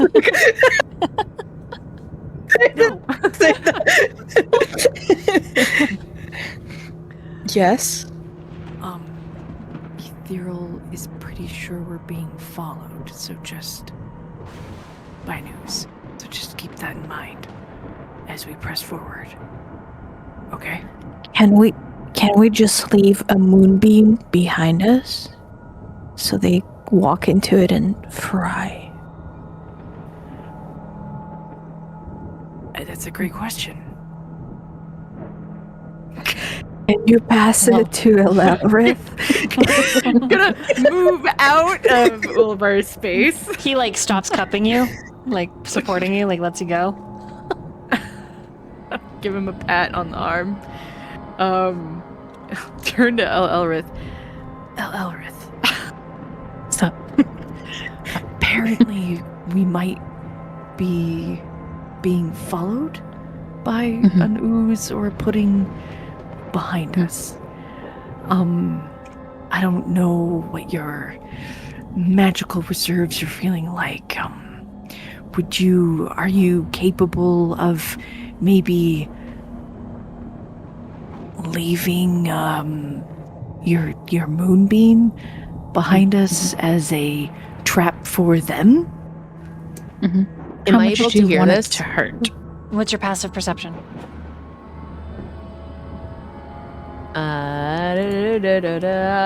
13. I'm right beside them. You like you're picking up pieces of it, but you can't hear it very clearly. You have to like get into their space to hear it. So Okay. He's just gonna be like, actually, I think the oozes were in the front and the gnomes were in the back, if I recall correctly. We're being followed by gnomes? What? Gnomes now? I'm so lost. Being followed by ooze. No, the ooze in front, the gnomes behind. It's like a unwanted threesome. Okay. Is gnome or is it ooze? he's making This really did turn into a game of telephone. Where did this information even come from? Rolrith, you like don't know what the fuck is going on at this point. As doing? they're talking, Ethereal, this purple, black, like oily, shining muck is just slithering along the ceiling, very slowly, ever closer.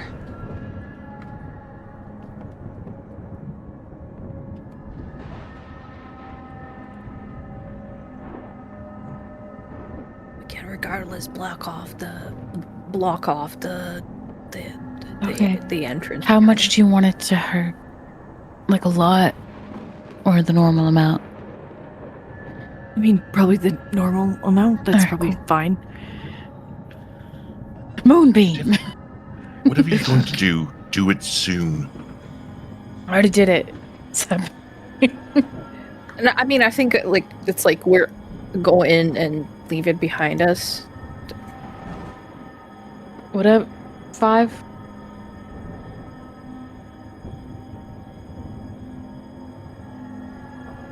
Five foot space?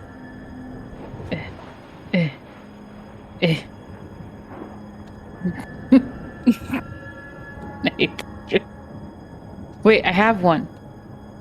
No, I don't. Yes, I do. You should. There you go. Ah! Okay, so you leave it at the Moonbeam. stairs. After we've gone through it, Yeah, right? after we walk. You leave the thunderstorm behind you, but I need everybody to make a group perception check. Oh man, I'm so stressed.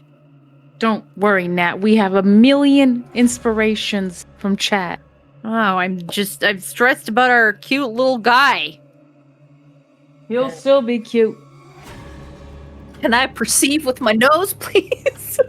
You I'm sure definitely using can. an inspo. Those of you that were I can? sniffing, you can I used a D4. you can get advantage, and you can also add that D4 So it's like guidance, but it's from Ooh, chat. cool.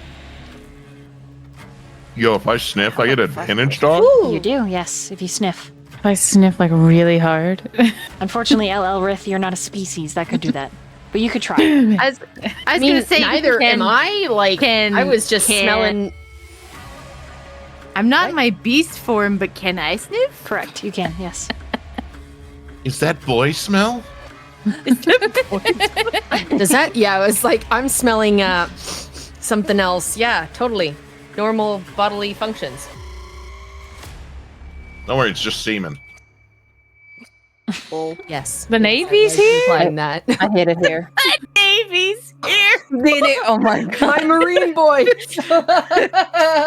Oh shit. In the Navy. And I was literally gonna say that. Oh What if we go down and there's just a bunch of seamen? Salute them. no. Oh, yes. Hey, who would like to will add it up be for me? saluting them. I can do that. I already have the calculator open because I Alright. don't want to do it in my head. Hey,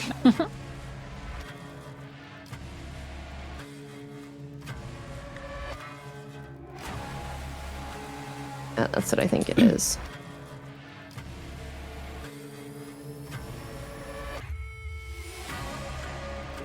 $105. This particular track causes me a lot of stress. 105, baby. Okay, let me make some rolls.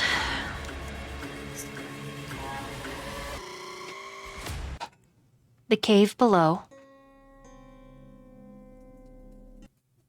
is dark. And it is not an average dark that you can simply see through. The tiny beads of black sand hiss and make a soft, almost purring like sound as they shift through the air.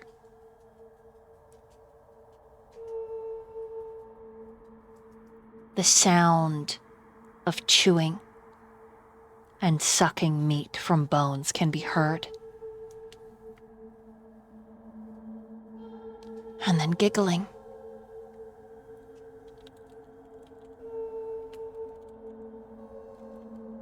The sound of rushing water. I need everybody to make a wisdom saving throw.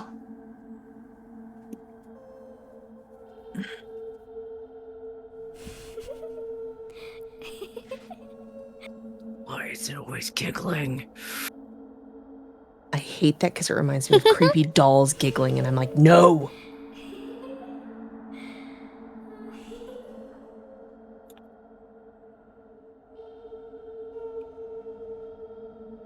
Hold on. Do I go with a 10 or do I use one last inspiration point? I used 2 inspiration. I did Oh, let me do that. Let me do that. Let me roll again. Hold Gotta on. get rid of him. Okay. Dirty 20. Mine is also a 'Cause I dirty 20. I just felt like rolling a 10 with a +5 wisdom saving throw was an embarrassing experience.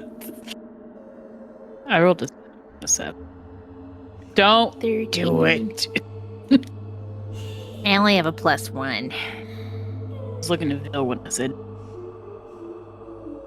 I'm glad I used an inspiration. I rolled an 11 the first time. I was like, oh, no.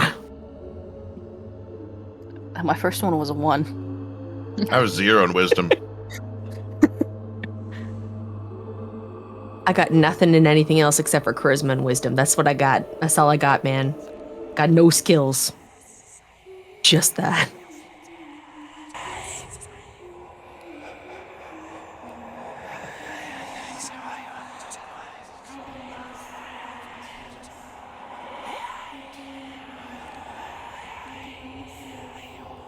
In the order that you posted them, go ahead and let chat know what you got on those wisdom saving throws. 16.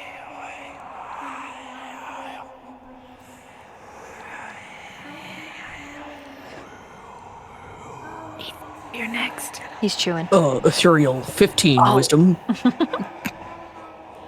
Caldrian 24. Dirty 20.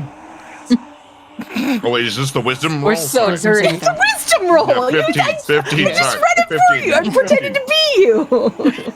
I thought Bill was pretending to be me.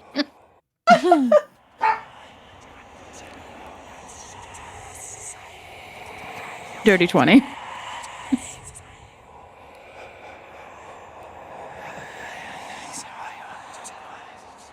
I'm Adra. A dirty 20.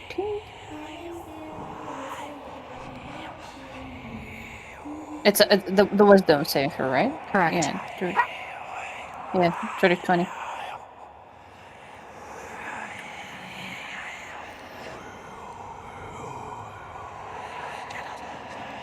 We rolled so poorly, the DM just walked away.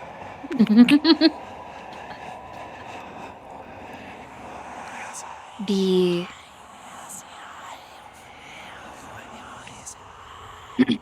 whispers increase for most of you. The only one that they do not completely increase for and block your hearing is Caldrian. Everyone else is afraid. Damn. Those were not bad rolls either.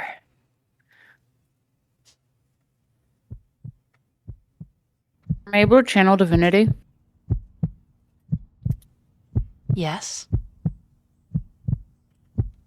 I would like to channel my divinity and do a Twilight Sanctuary.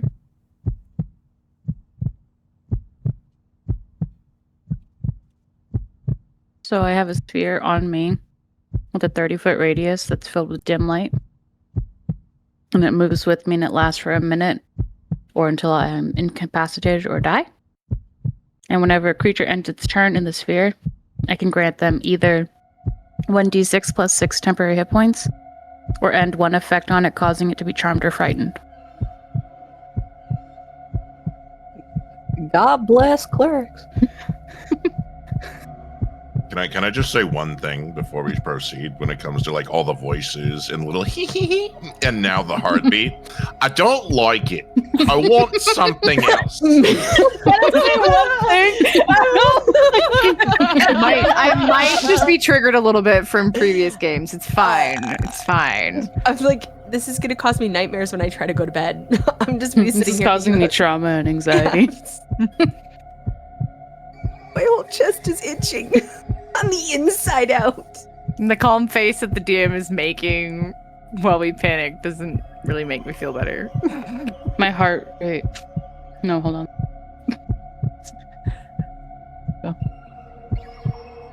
As you cast the spell, there is a screech of pain from the dark.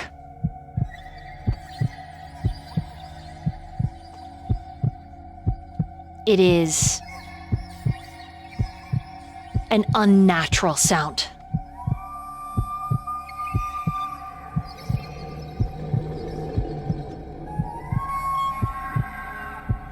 I need everyone to make a dexterity saving throw.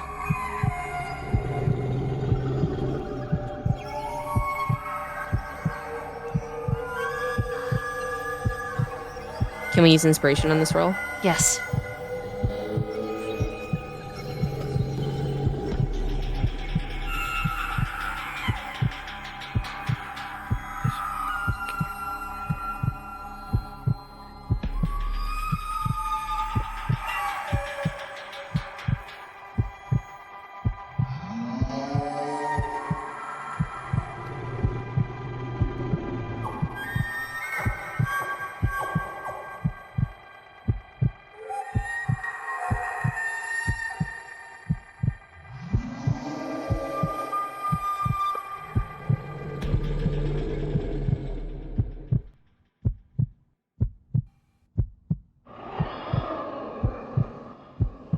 Okay, I used the 1d4 together. Dirty 20.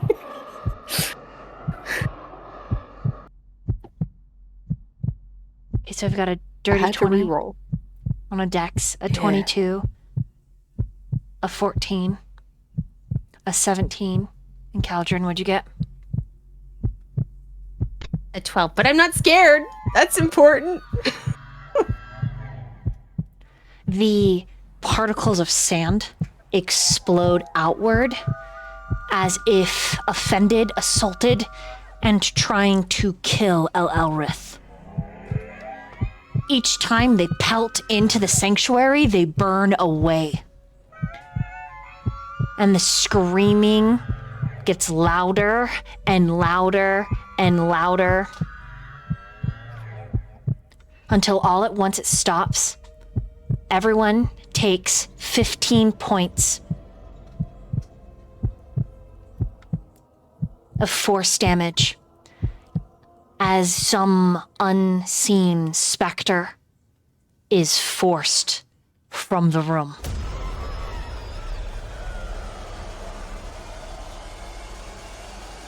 How many points again? Sorry. 15. 15. Gotcha. Yeah. What is left that you can see? A pile of burnt and broken oozes surrounding a tiny, unmoving body. Because you used your divine channel divinity, you know that these are demons, El Elrith. Yikes. And that's where we're going to end the session. Fuck. Damn, You mean dog. your demons?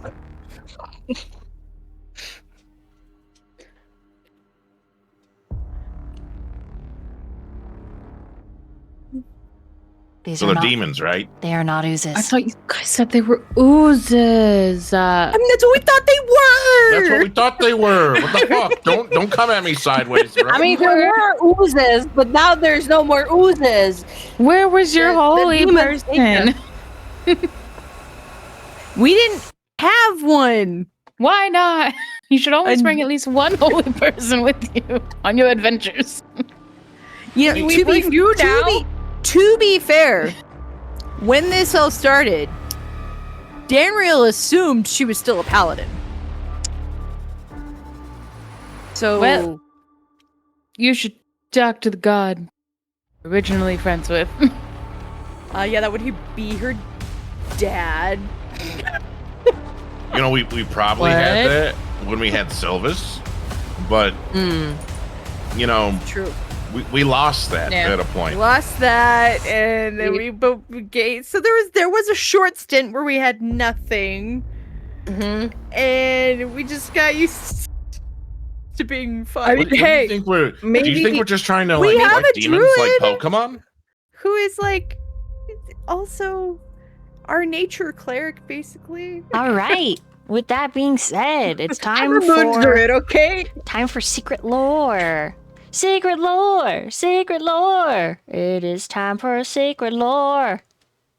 Are you guys up for it? Yeah. I'll try my best. I'm so sorry, Sly. Does the party like the Adramir lore, or did they I'm want biased. Sadrin?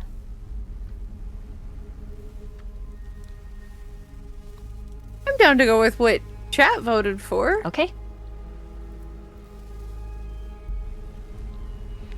So this is not something the party technically is supposed to know. But I will tell you anyways. Because chat gave it to you. You ready? You're gonna type it? I'll try and go a little slow. Good. Jay, what the fuck? It's good secret lore. What? That's the secret lore. I think it's valid.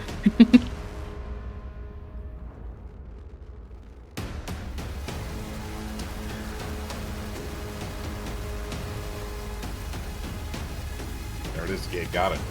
Fucking, we got him. No, they didn't get anybody. I mean, they think about getting people, but they didn't get anybody.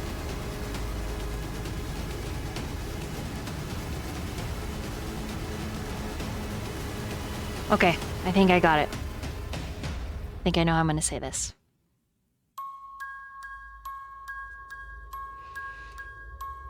The season folk. Those that shift with the tide of change.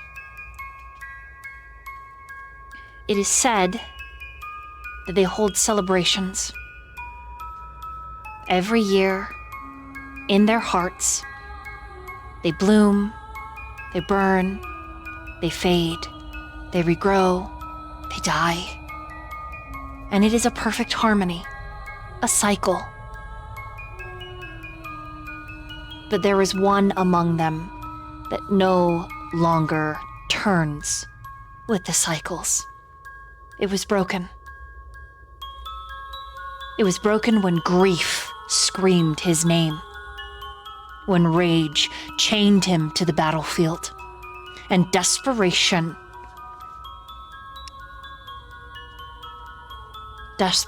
left him in a desolate, abyssal winter. Not the winter of a quiet snowfall, but of the kind of cold and chill that follows a scream. The kind of frost that seals blood as soon as a wound is open. So frigid. So cold. It is only rumored that the other seasons still exist within him, but they are buried beneath the permafrost. Unreachable. And filled with resentment.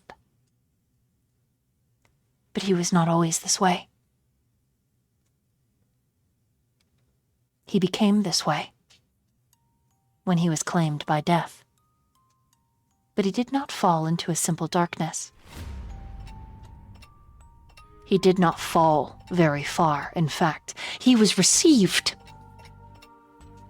by a radiant stillness, a gentleness that is filled with soft absolution and resplendent peace.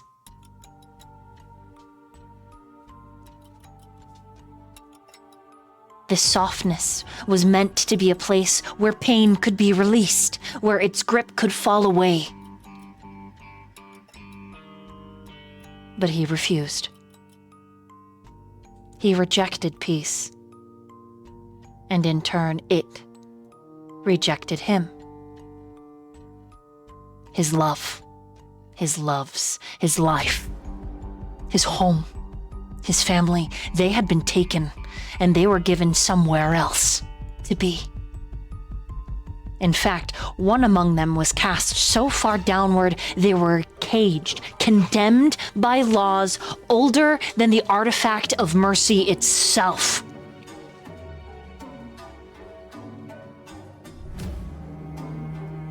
And he turned his back on paradise. And he did not saunter so much as dived.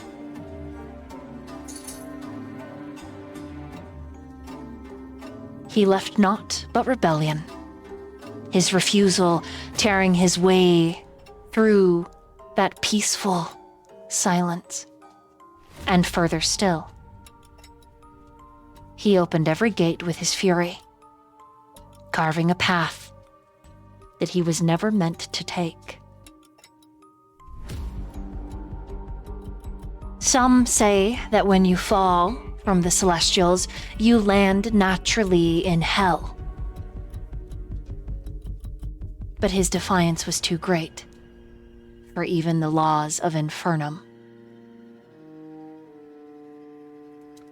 He was, as some would call, unmade. Stripped. Lies bared in the passage.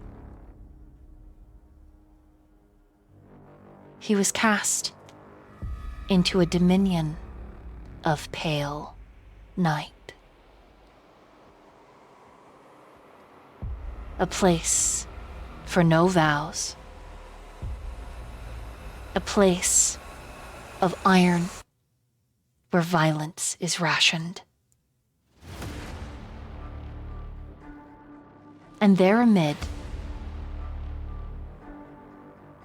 he found a place to kneel. In the swirling chaos.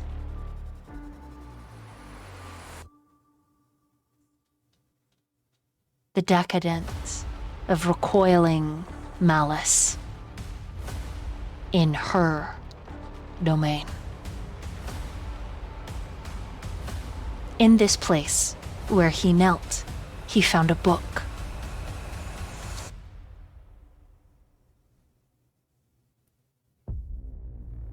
Not just any book. The book. Its cover was finer than any flesh he had ever felt, and it reminded him of his love, and even as he caressed these pages and he brought it unto his breast like a lover, and he read, his soul shattered. The pages were thin and delicate, like the membranes of lungs on their inhalation and exhale. It was words written for mouths that bled for mercy and found only chaos in their wake. And he read, even as he made love to death and loss and unnaming. As his voice spoke the words that made him bleed from every orifice, and he found himself unable to cease his machinations, his menstruations, and he mounted. And he burned, and he froze, and he hated. The air itself recoiled at his words, even though he found himself in the domain of pale night.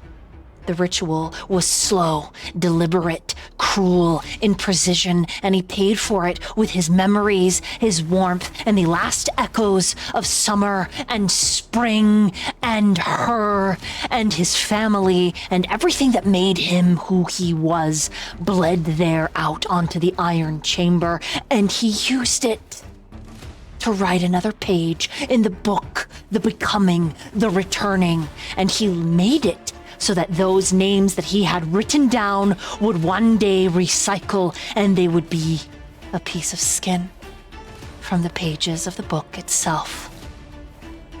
For he would not lose them, even though heaven tried to cast them higher and keep them from him. No eternal splendor, no soft sanctified silence, no. It was a path carved in the wake of pain and grief. And he would be damned. And oh, how he was damned. But he would not lose that which gave him meaning.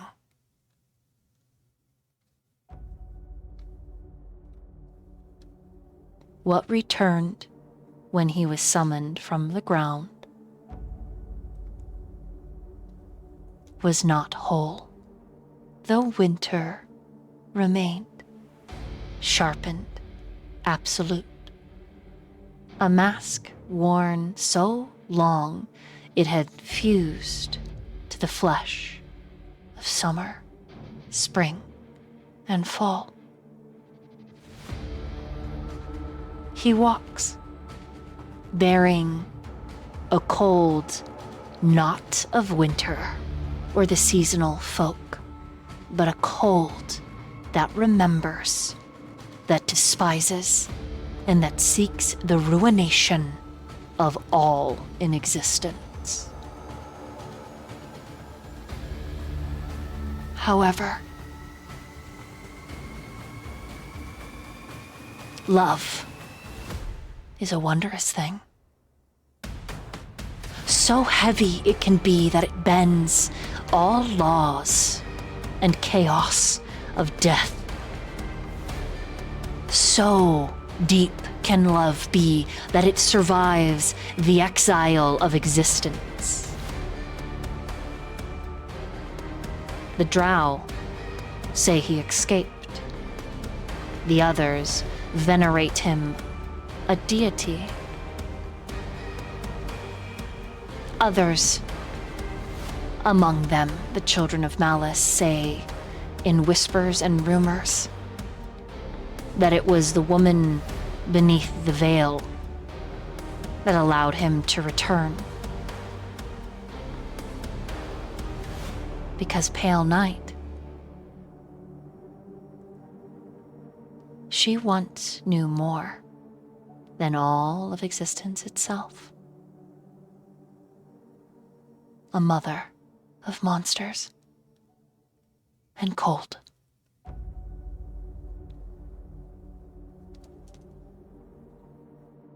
But the question is, dear listener, what is it that she wants with her son? Of seasons spent and unmade. That is our secret lore for Mir.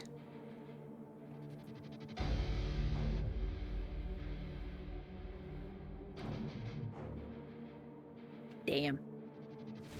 Those are always so cool.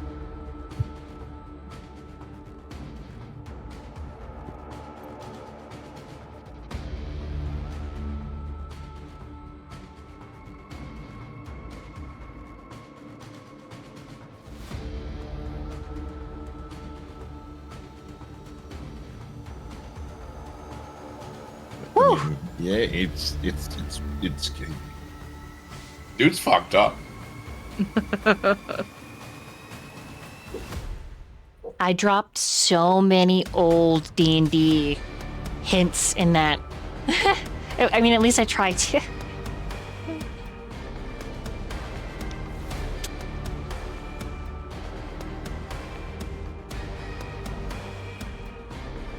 My older editions D&D fan heart is happy.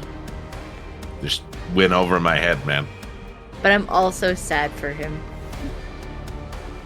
Dude, in my head, like, what if we came from the second edition and we came back and then it was like a third edition and 3.5 edition and now whoa!